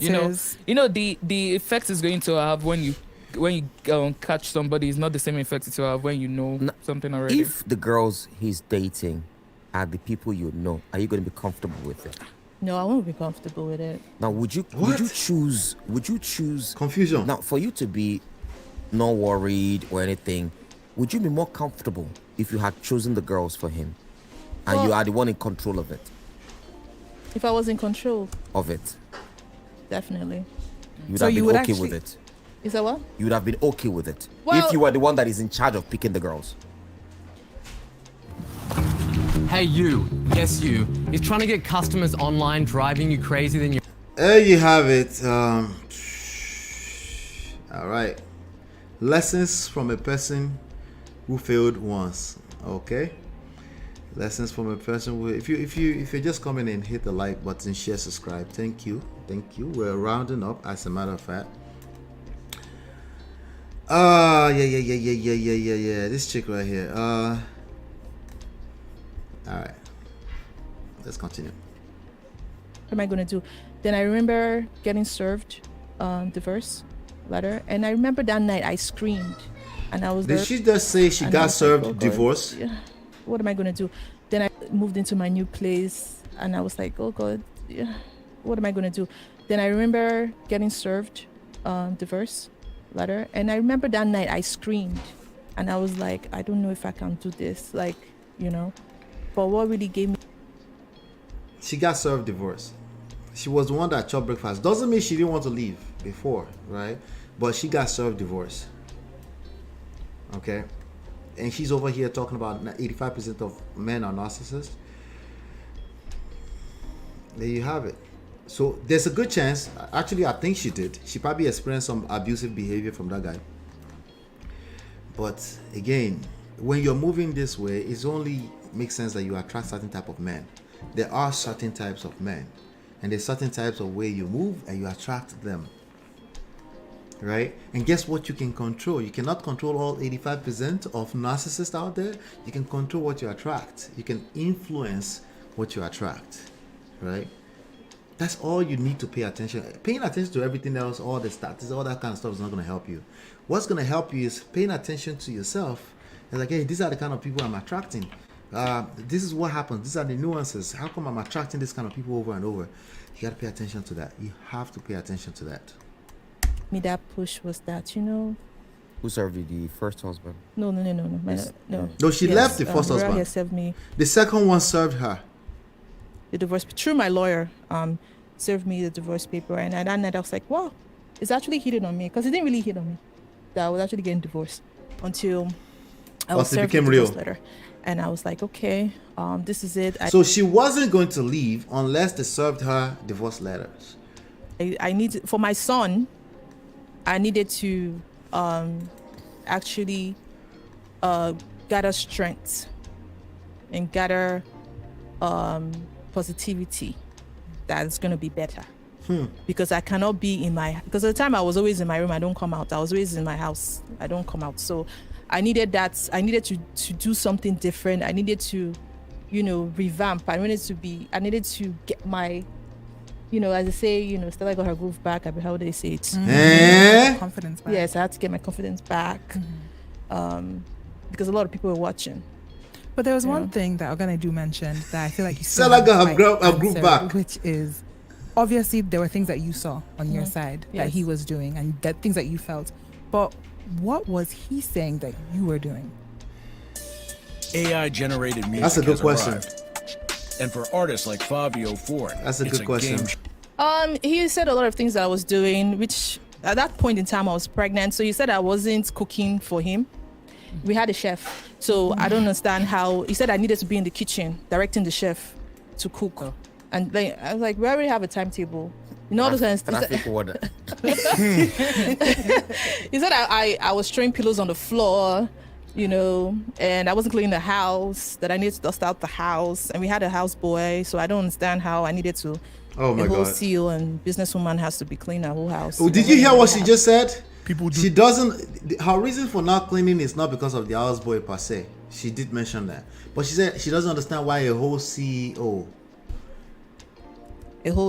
and businesswoman has to be clean up a whole CEO and businesswoman.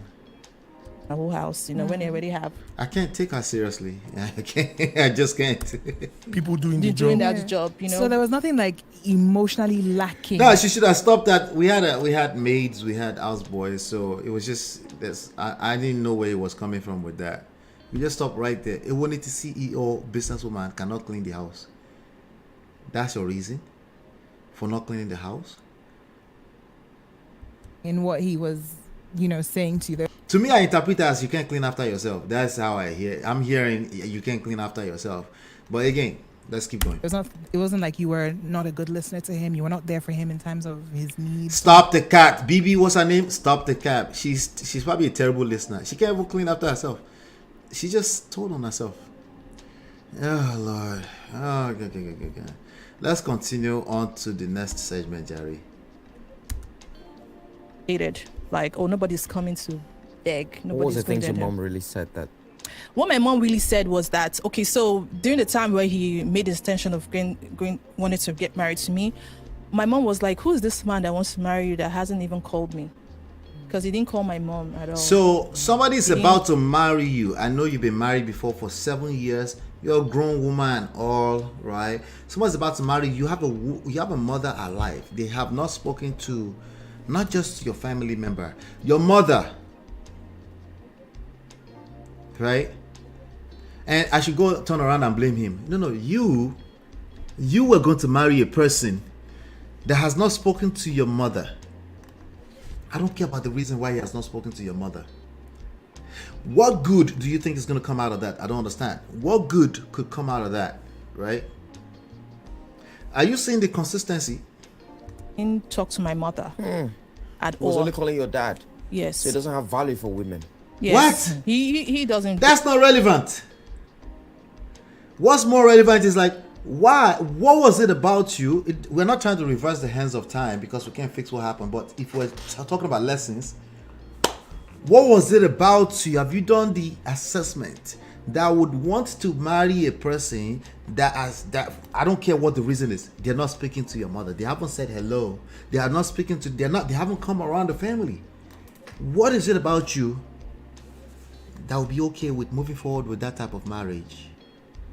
Is it the same thing that made you date a person for 3 months and then is that, can we say the 4 months marriage is a result of all of this? There's patterns. You can see, if you just pay attention, there's patterns. We can see there's a manual for this thing. You can see some things happening that led down to where we are. Don't let them deceive you. Don't let them tell you things like, oh, if it's not working, it's not working. No, if it's not working, you're probably not working. Nothing works if you don't work. You never thought about that. Nothing ever works if you don't do the work. Especially marriage. Definitely. Allegedly. I'm not saying that. He didn't talk to my mother at He was all. only calling your dad. Yes. So he doesn't have value for women. Yes. He doesn't Allegedly. definitely. I'm not saying that. So, you know, my mom was like, why? Like, she hasn't even spoken to this man that really wanted to get married to me. Like, what's up with that? Like, at least you know, you're my daughter. He's supposed to talk to me, you know, so I can know his intentions. But she never did. So she said that was one of the conversation with Popsy. Yes. So that was the major reason why your mom said one of the no? major reasons, because my mom wanted to have a conversation with him. You know, he was shying away from it. Mom wanted to have a conversation with him. He was shying away from you know, it. moms now, they will ask you questions. And They will ask know you things they know men. No, it's typically dad that do that, but I get it. Maybe it's not as traditional. The red flags were everywhere. I'm not even a big fan of red flag like that, but they were everywhere, clearly. But there was the number one red flag was there all along. Still there, by the way. Okay, the number one red flag was there all along, and it's still there today. Okay. All right. So, anyway, let's move on to the next segment here. Let's see. All right. We got a new one. Let's keep going. I begged him like 2 weeks later after he did that. Like, I kept begging. I was like, okay, you know, let's work on our marriage. No marriage is perfect. You know, and there's a lot of stuff that was on the blogs. So you see, now there's inconsistency. The CEO, big boss girl type of I just leave is not consistent with you're begging him to let's work on the marriage.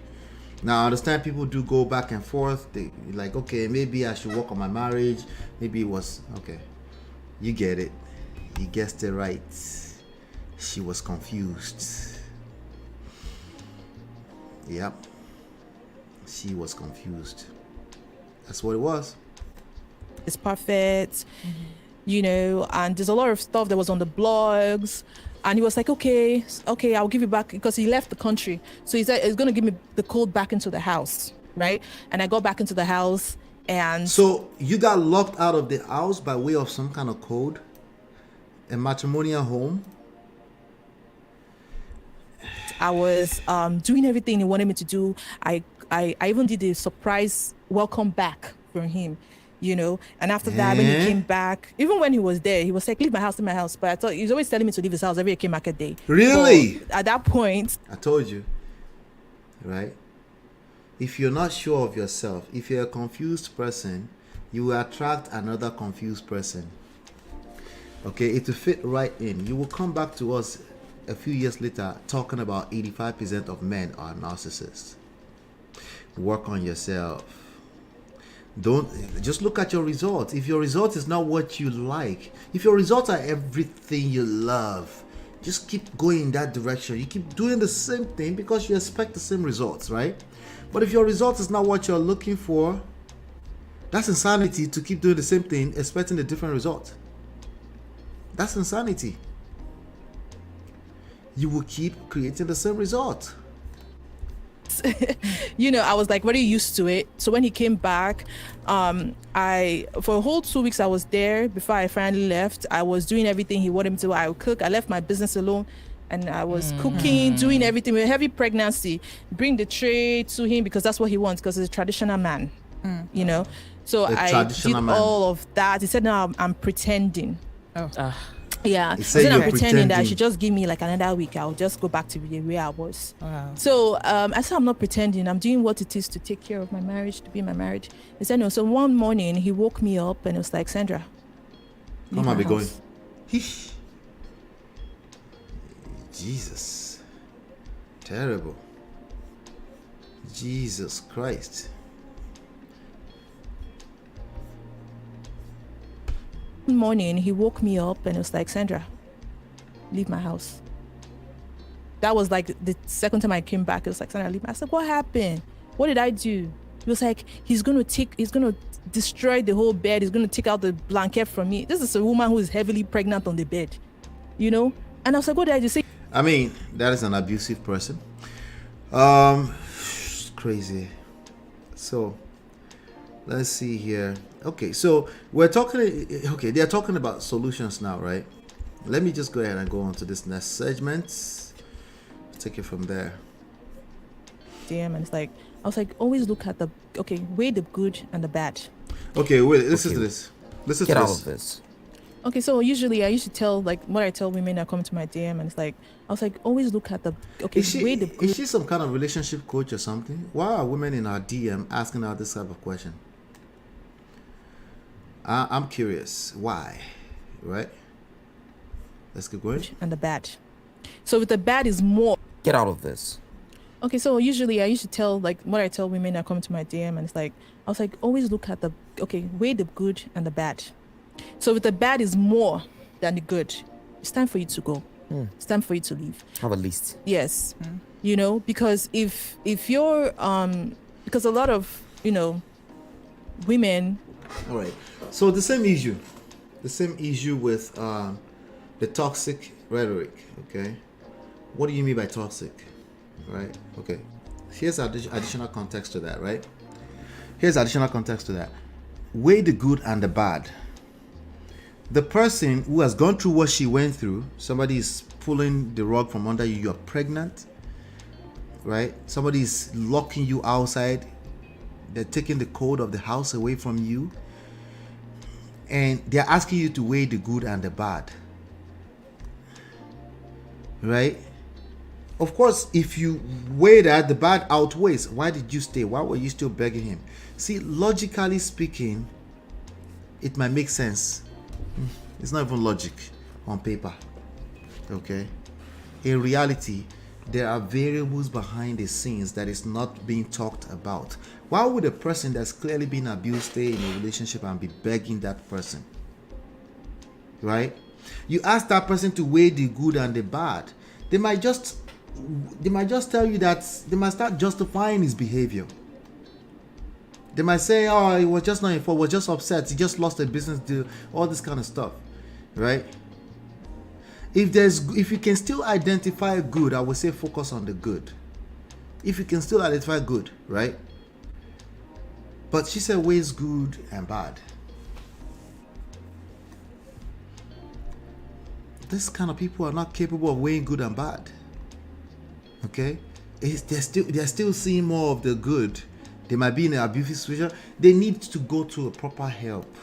The logical solutions, they don't work. They don't work because they're usually highlighting just what is on the surface. That's it. You know? Because now somebody's going to say, well, he's a good man. Stay there. Somebody's going to say that too. If he's a good man, if he's taking care of his kids and paying the bills, just stay there. That's a good man. The good outweighs. Right? It just depends on who you're talking to. So I'm not sure what that means. Weigh the good and the bad to a person that's going through emotional trauma. What does that even mean exactly? Right? Okay, so maybe she doesn't have the time to tell us. Let's just continue. Like, oh, he does this for me, he does that for me, but is it after beating you? Giving you a black eye? Can he do that for you if you're dead? Exactly. Because some men, they beat up their wives and whatnot, then they compensate them with a new car. Some people are not even getting anything at all. I They'll know, still yes. go kneel down. Designer glasses to cover the black swear, patch. They fell Yes. down. They'll still go kneel down. Anything that actually makes me upset that when a woman is violated, some people will say, "Well, she must have done something." I know some. No, typically they say that to men, and it depends on what side. It depends on what side of you're talking to. Typically, whichever side they're taking side on in terms of the gender, they'll say you must have done something. But generally speaking, when a woman, when a man comes to us and you say, this happened, then we usually ask, well, you must have done something. What else did you do? And we're not saying that to say we're trying to blame you. We're trying to see, like, even if you have the ability, just a simple ability to be accountable. Like, I wasn't always perfect. I didn't do this. We did have some trouble. Our relationship has been in turmoil for a while, right? It's been in tumbling waters for a while. So I want to hear something like that. If we're just hearing the person is narcissist, that's why we ask you that question. Well, generally, even now today, women will still not ask you that question. They say, if you say it's a narcissist, they'll say, yeah, it must be a narcissist, Loto. That's what they're doing. So there's cap all over that statement. Stop the cap. A blue cap. Men, because they will come home either drunk or something or whatever. They have something in the back of mind, or maybe somebody is like maybe insulted them. Anger. Yes, then they put it on their wife. Transfer aggression. Yeah, transfer aggression to their wife. The wife must not have done anything. Anyway, let's go on to this one right here. Let's see here. Which is why I tell a lot of women, get vex money. Yes. Yep. Yes. Yep. Keep your vex money. Have a back door open. Don't look to use it. But have a back door open so that one... Isn't that an oxymoron? Does that make any sense? Have a back door open, but don't use it. Vex money will not solve your problem. If it would, you would have the vex money already. Okay? Vex money is never a solution. Okay? Back door. Pause. Right. Don't use it, but have your back door open. What the hell? Now let me vex money. Terrible. I hear that all the time. It does not solve any problem. Okay, if you could create vex money, you will be creating it already. Okay, it's gonna get, if you're in that funky situation where the advice somebody is giving you, it means it's even worse. You can't create a vex money now because it's too late already. Don't wait until you have vex money. If it's an abusive situation you run right now, I know it's tough. I'm encouraging you. You start talking to people, talk to help, find help, get out. And it's a very tough decision to do. I get that. But if it's tough for you right now when you're broke, it will be tough for you when you have vex money. Vex money does not solve any problem. I hear that so much. If every time I hear it, I collect a penny, I'll be a multi-billionaire. Okay? But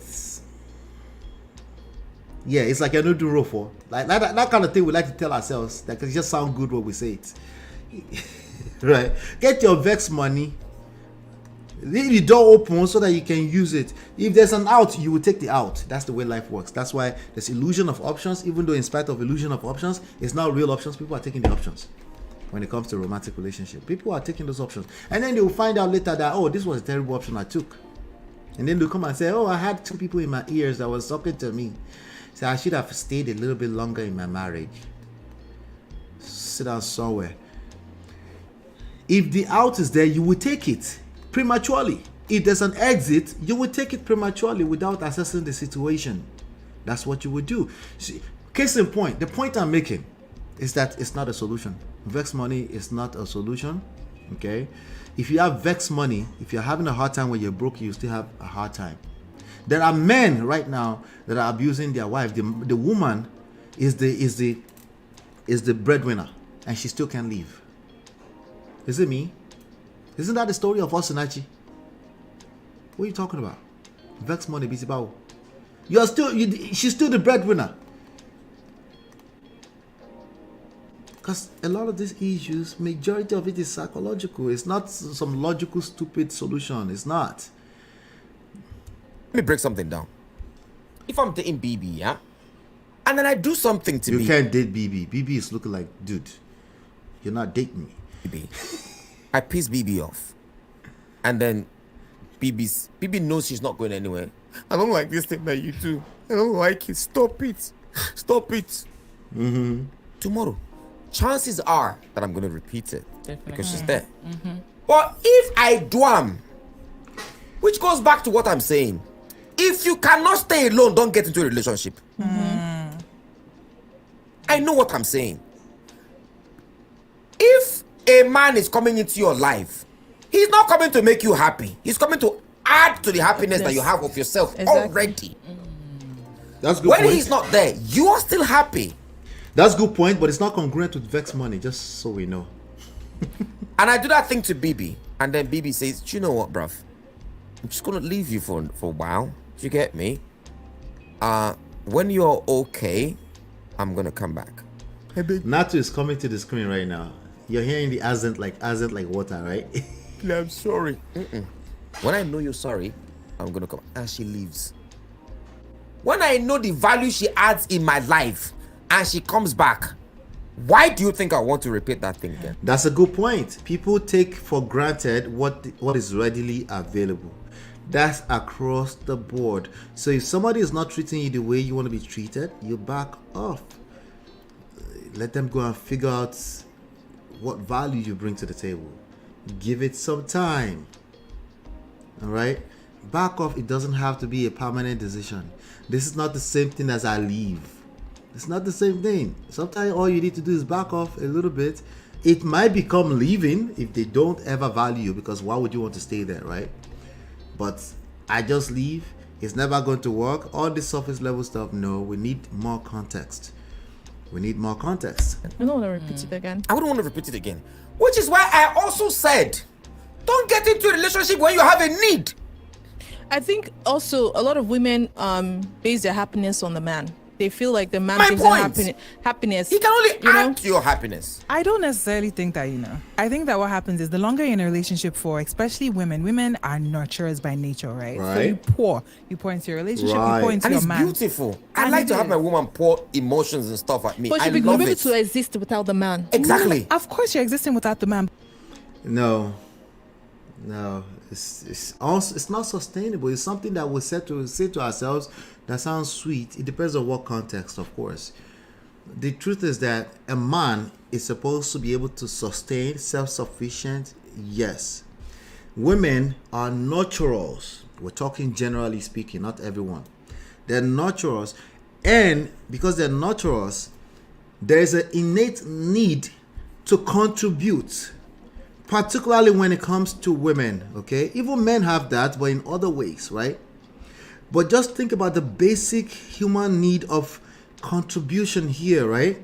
Number 6, right? You don't, there's a certain level of fulfillment that, stop talking about living, you don't live in a cave. We're social beings, we're emotional beings, we need to emotionally connect with other people. Connection, number 4. So you're not solving the problem when you pretend you're not a human being. Now, if somebody has gone through Potopoto like herself, we tell her to back off and self-discover.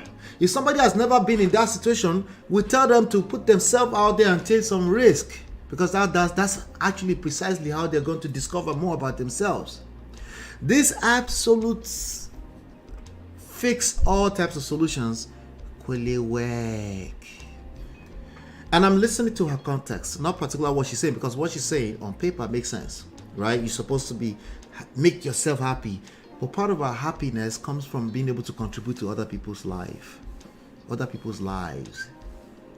Okay? There's some of you here, you hit the like button just because you like me. You like what I'm doing. You're like, I'm going to make sure I hit like every time. You're already in that space. It makes you feel good when you do that for me. And I love it too, right?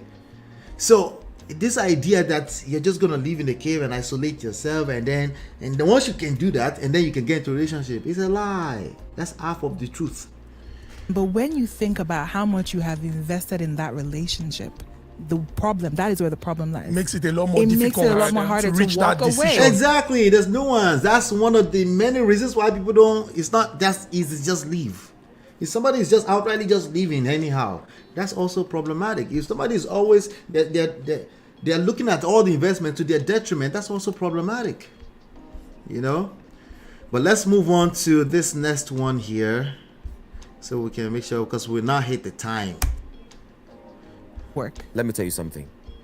I hate talking about my personal stuff, but the truth is, but you're about to tell us about your personal stuff. When it comes to women in my life, I've been through shit. It's right now that I'm like I'm finally at peace. If you have an hour this week, you can learn. He's happy now. He's happy. Nedu is happy. You get what I'm saying? I don't talk. I'm during university dating. girl don't cheat on me. I catch him. What do you tell me? I'm not cheating on you. I'm cheating on him with you. So you should complain. Don't complain. Don't be mad. You was a side nigga. I was a side chick. But what did I do? You see, which is something I love about God for me. I never brood about anything. It don't happen. On to the next. I move. Chances 199% are that you are going to brood over that thing and you're going to.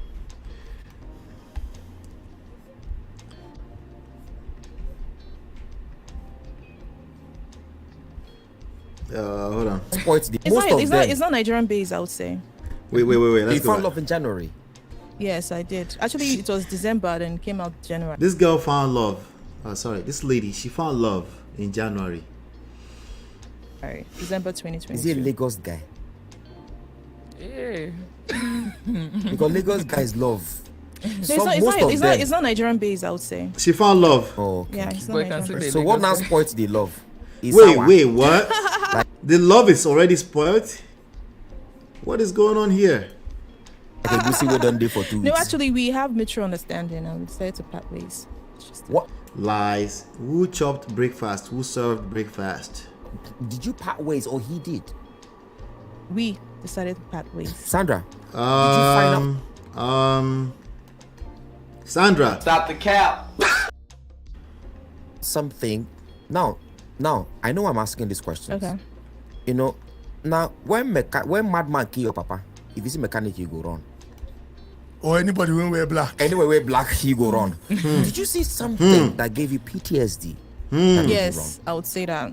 Yeah, I saw something that gave me PTSD and decided just not to. So you learned from experience. Yes, I learned from experience. So I look out for a lot of things now. PTSD is not the same thing as learn from experience. Can anybody tell us the difference between PTSD and learning from experience? They're just gonna let that slide. Lord.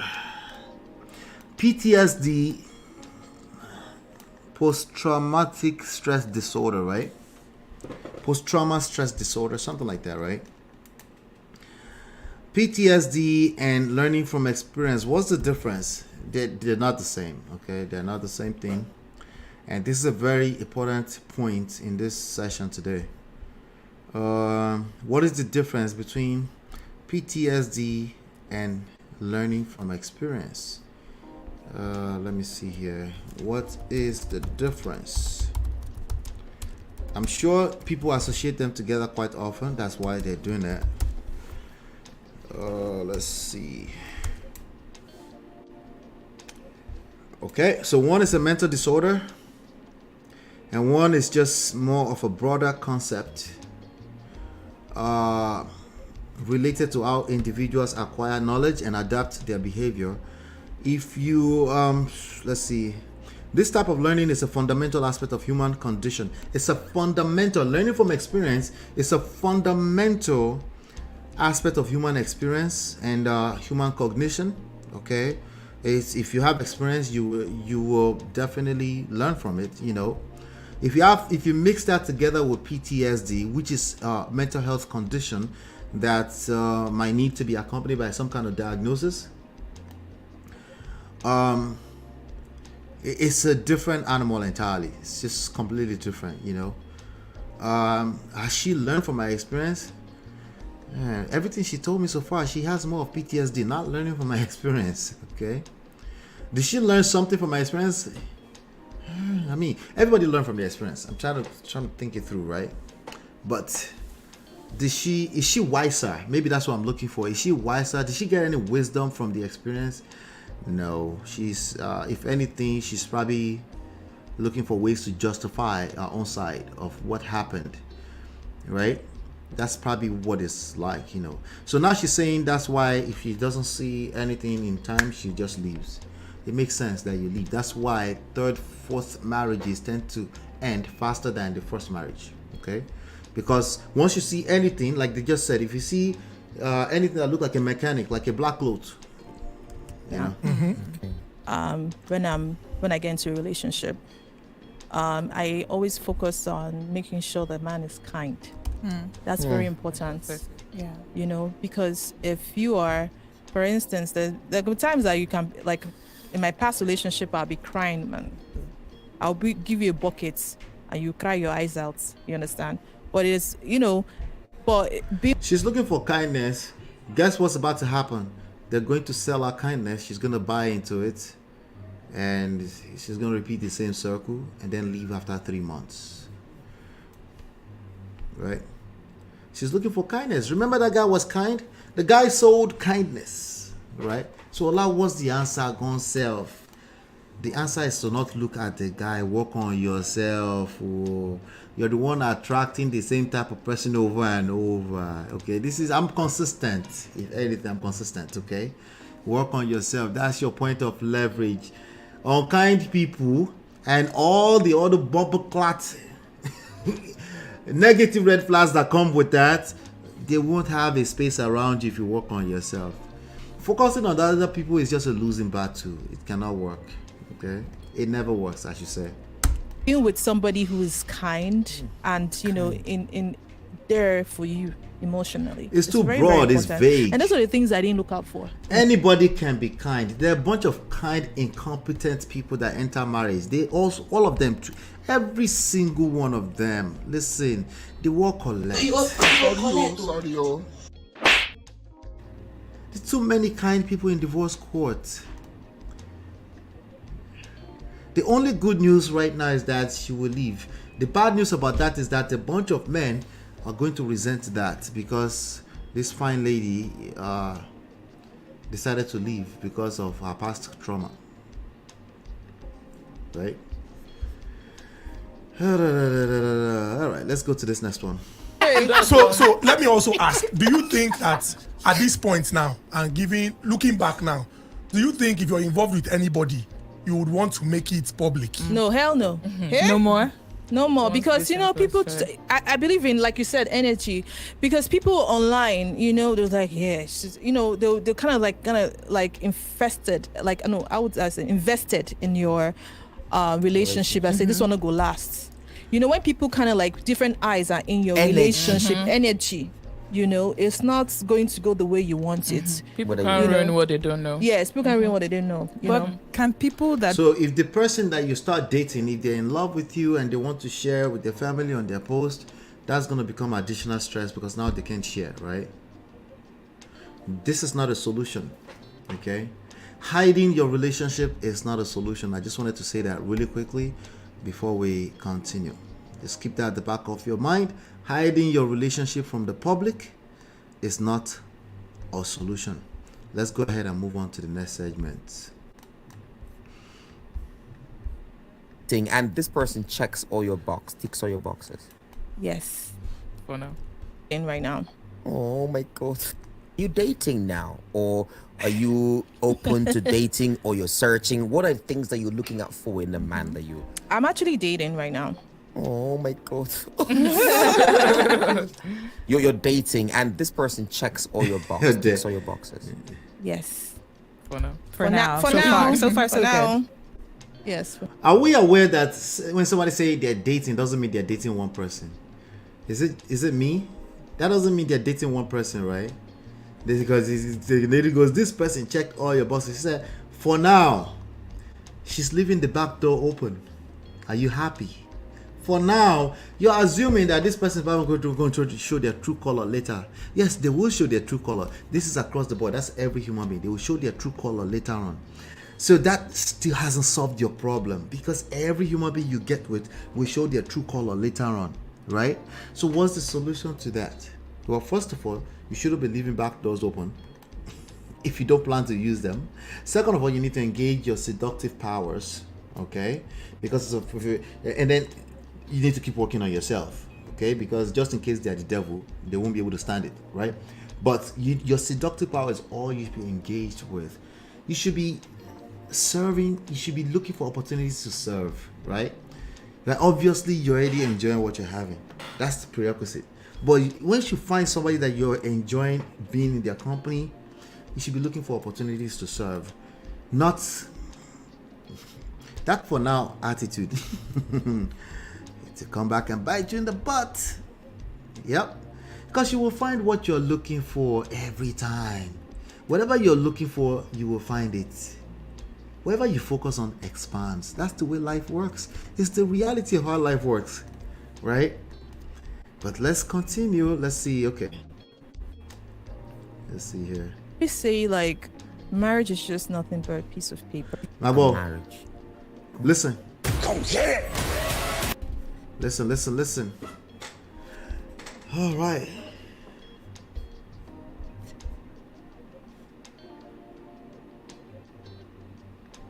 There you go. Do you think the marriage is needed for everyone? No. Because you can be, I always say like marriage is just nothing but a piece of paper, make it legal and whatnot. You know. But if you're in partnership with somebody, I prefer being in partnership with somebody. So like especially when like down the line, maybe years to come, it'd be easier to part ways.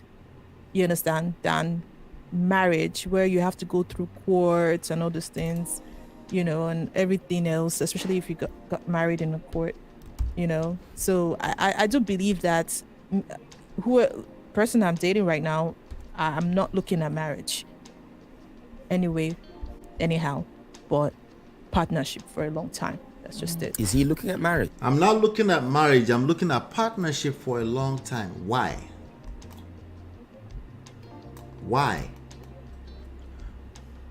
Let's see if she'll tell us more. I don't think so. I don't know his mind, you know, because I stated my terms. Does he have kids as well? She stated our terms. That's out of order. Yes, he does. Oh, is he married? No. But is it possible for? Is he married? Does he have kids as well? Yes, he does. He has kids, so it's a grown, seasoned person. Oh, is Not necessarily. There are 70-year-olds with kids. he married? No. But is it possible for your terms and conditions to change? Is it possible? It happens. You understand? I mean, that's how he's gonna. The reality is that those terms and conditions will change. She says she can't read mine, but she gives her terms and conditions. The conditions is that partnerships for life. Partnerships for life, but no. You're right. Give it to you. He Is it possible? Do you think it's possible that you know you can be with somebody for some time? This is what we have agreed. But again, the time if you can't look, say I mean, look at Osimhen now. Watch them, not husband material, of course, but watch them water down marriage. Okay. Remember, she said marriage is just a piece of paper, right? All right. It's just the same thing as saying, well, we're about to launch a book. We're going to have a ceremony, a book launch ceremony, right? It's just a piece of paper, you know. I was that guy too, okay? There's a reason why I've written 5 books and I'm doing a book launch for the first time. I was that guy who thought, you know, what's the big deal? Let's just get the book out on the marketplace. Terrible idea. You need a ceremony. The ceremony is not just a piece of paper, okay? It has great psychological and other types of effects in the grand scheme of things.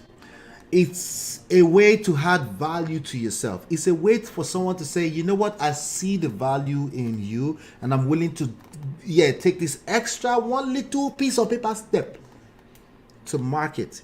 Don't let anyone talk you into this. This is Indomie generation. They're watering everything down. It's just a piece of paper. If it's such a piece of paper, why don't they argue about marriage all the time on the internet? It's not hard enough. Watch them. They're going to continue to add on to how much of it's just a piece of paper it is. Osimhen, highest goal scorer in Serie A, darling of Napoli. This season, they said they won't give a long-term contract. Baba never signed. Madrid is calling. Saudi Arabia is there. Even Chelsea are saying that in the piece of paper. It's just a piece of paper. The signature is just a piece of paper. It doesn't make any sense. Even when you really look at it, it doesn't make any sense now. Why do we do this to ourselves? The one little thing that can destroy your life, marriage, if you don't do it properly, you're just going to say it's just a piece of paper. Is it a piece of paper when you signed that contract and they employed you for that 6-figure job? Is it just a piece of paper?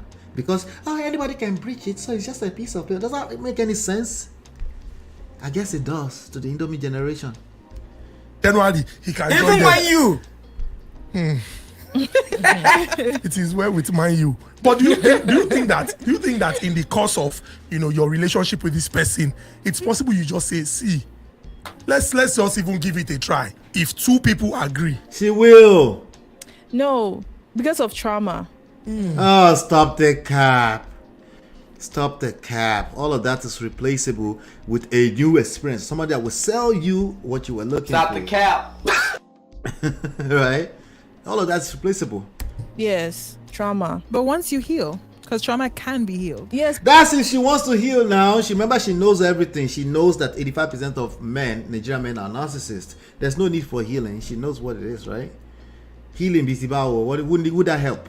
Who personal development help or healing? But you're always gonna have PTSD. You're always gonna have PTSD. She's concluded. No, because of trauma. Yes, trauma. But once you heal, because trauma can be healed. She repeated the trauma. It just sounds sweet to her ears because it's another psychological term. Because of trauma, it's trauma. Yes, but you're always gonna have PTSD. But if husband material, me can learn. But you know why I kind of agree with Sandra? We know why you agree. Remember that girl from university who said, I'm cheating on him with you, right? I'm just kidding. Shout out to Nidu. Yeah. I think relationships that are agreement. Marriage is beautiful, very beautiful if you find the right person.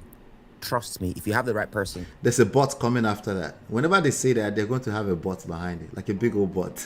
Yeah, you want to stay married. Marriage is beautiful,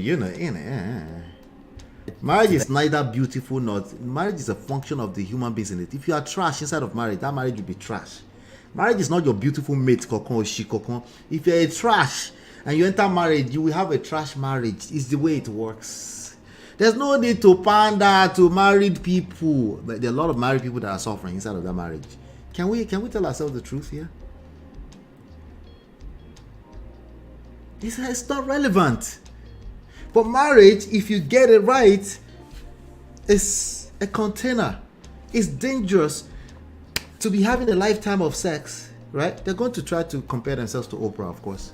Oprah and Stedman. Them forever. You come back to this earth 1,000 times, want to get married to them forever. But most times, it's safer to just be with that person. It's safer to just be with that person. In what world is it safer to just be with the person and be doing kerewa? In what world is that safer? Titles. When I just date together, the person respects you. No, it can come off as safer because of your PTSD that you refuse to engage healing. Yes, it can feel safer because you're running from something, not necessarily marriage, from yourself. Your shadow, anywhere you run to, your shadow will follow you everywhere you go. There's that light on you all the time. You cannot escape this, Baba.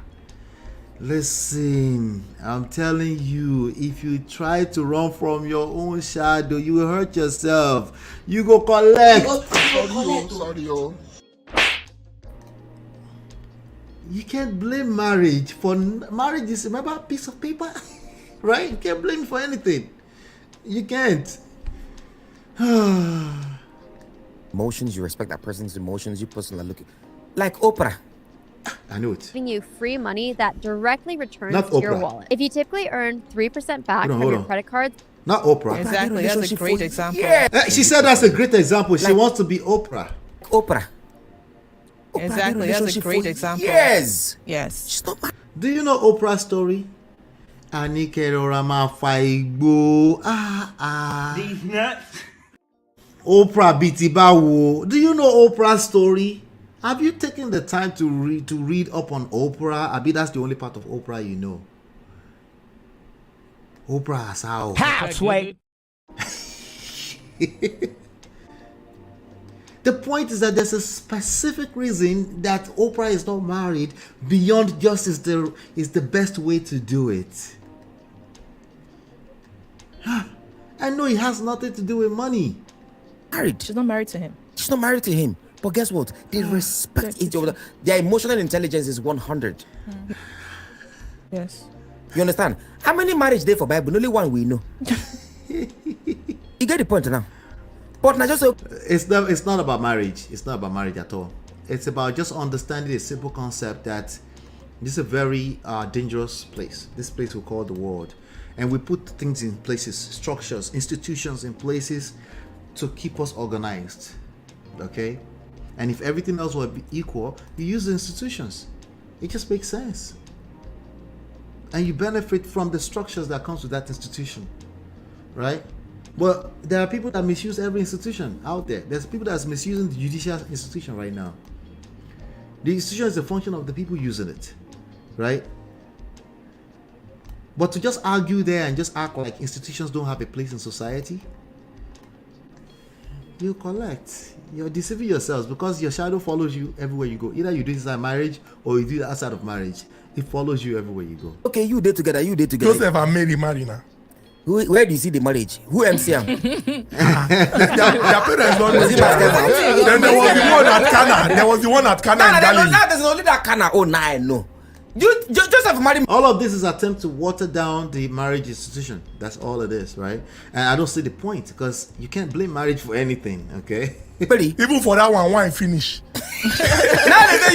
So nothing is perfect. So you understand? Nothing is. That's the point. Nothing is perfect. Perfect. Yes. So the thing is, I think that when you find somebody you exchange spirits with, your energy goes with that person. What? You're always putting that person ahead of you. That person. So soul ties is okay, but marriage is just a piece of paper.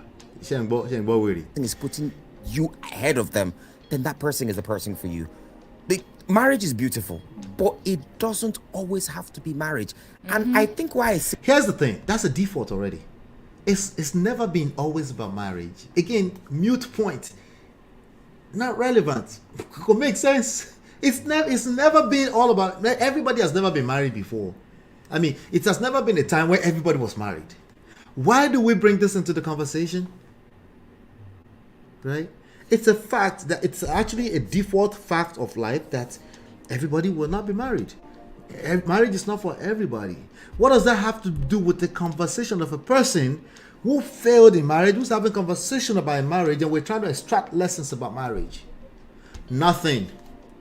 Say this thing is, a lot of ladies are putting marriage first, which is what is making a lot of guys use them. Yes. That's guys another conversation. Go do traditional marriage because of marriage. Yes. Guys go do introduction just because they want to wipe you. Yes. That's cap too. I'm sure that happens, but that's cap. That's not the conversation we're having.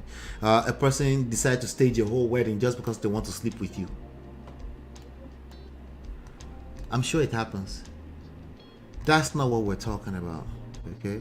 Because that would still make me look at you like, what were you looking at?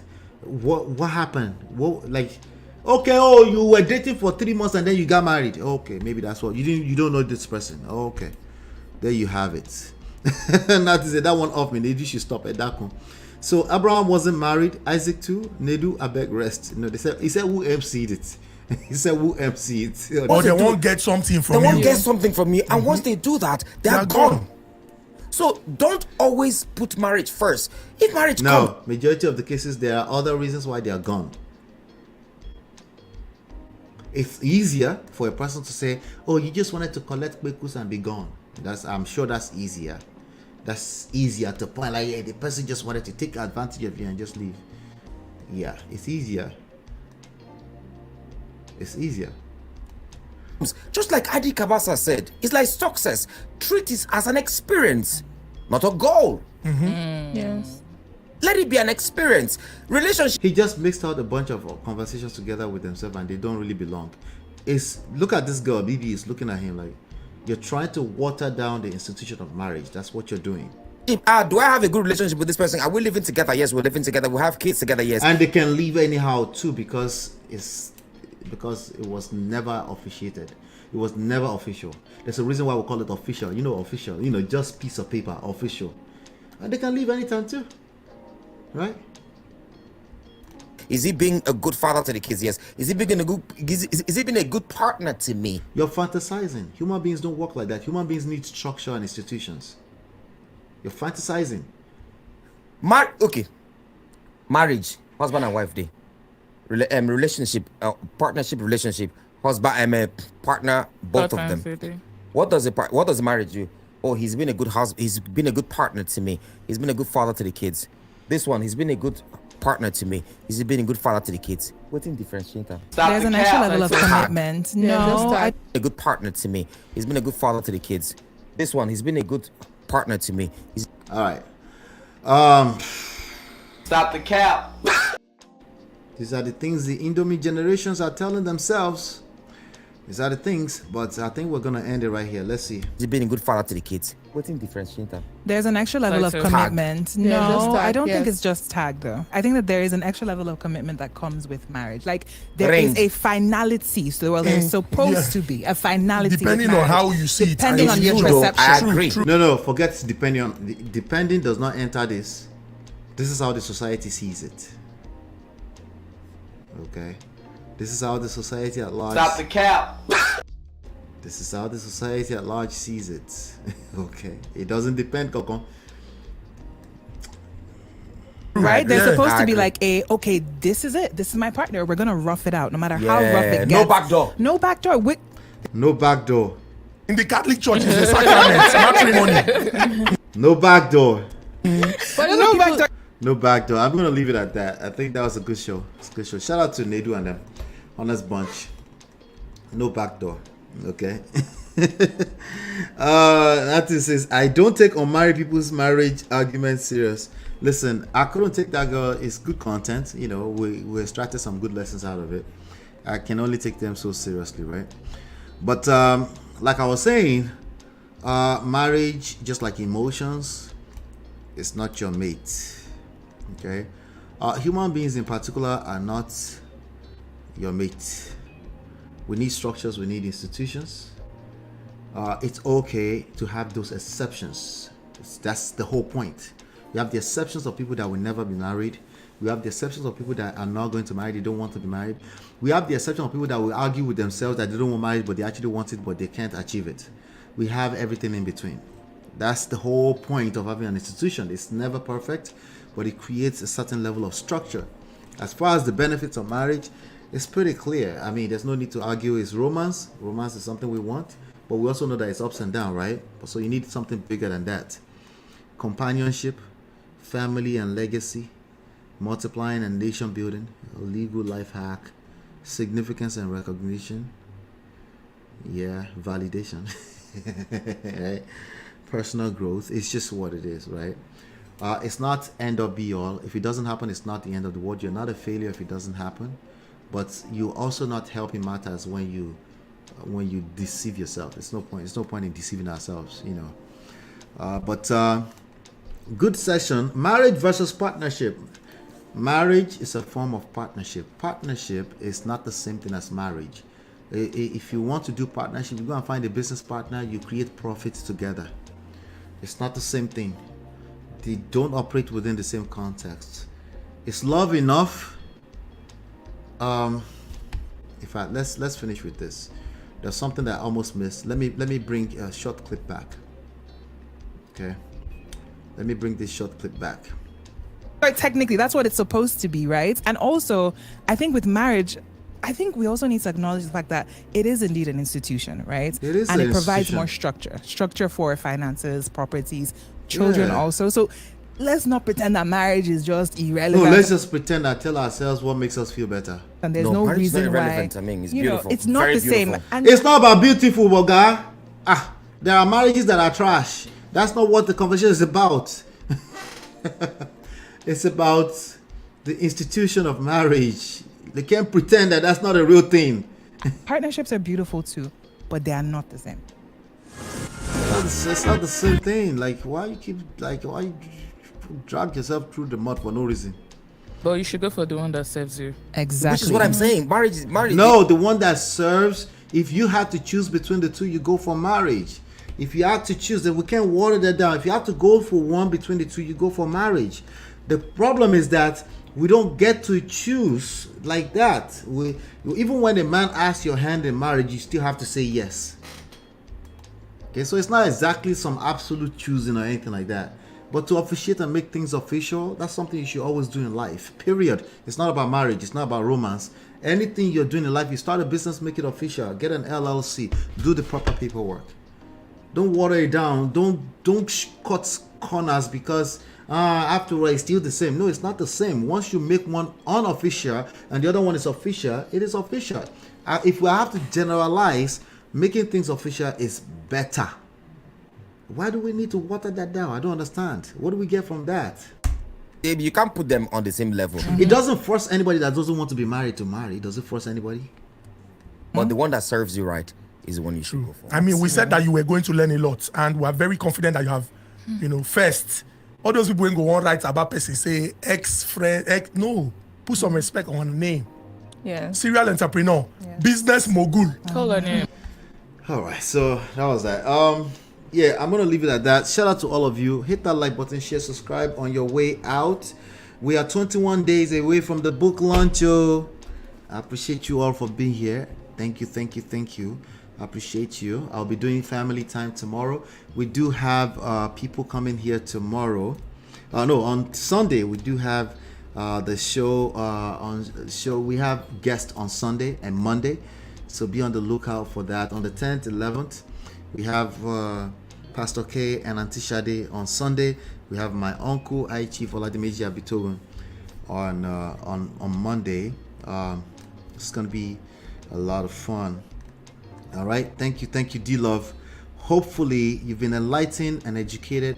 I'll see you on the next one. Peace. Beautiful girl,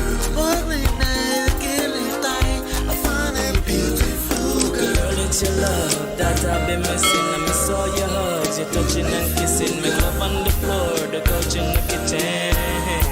One love enough, we done enough.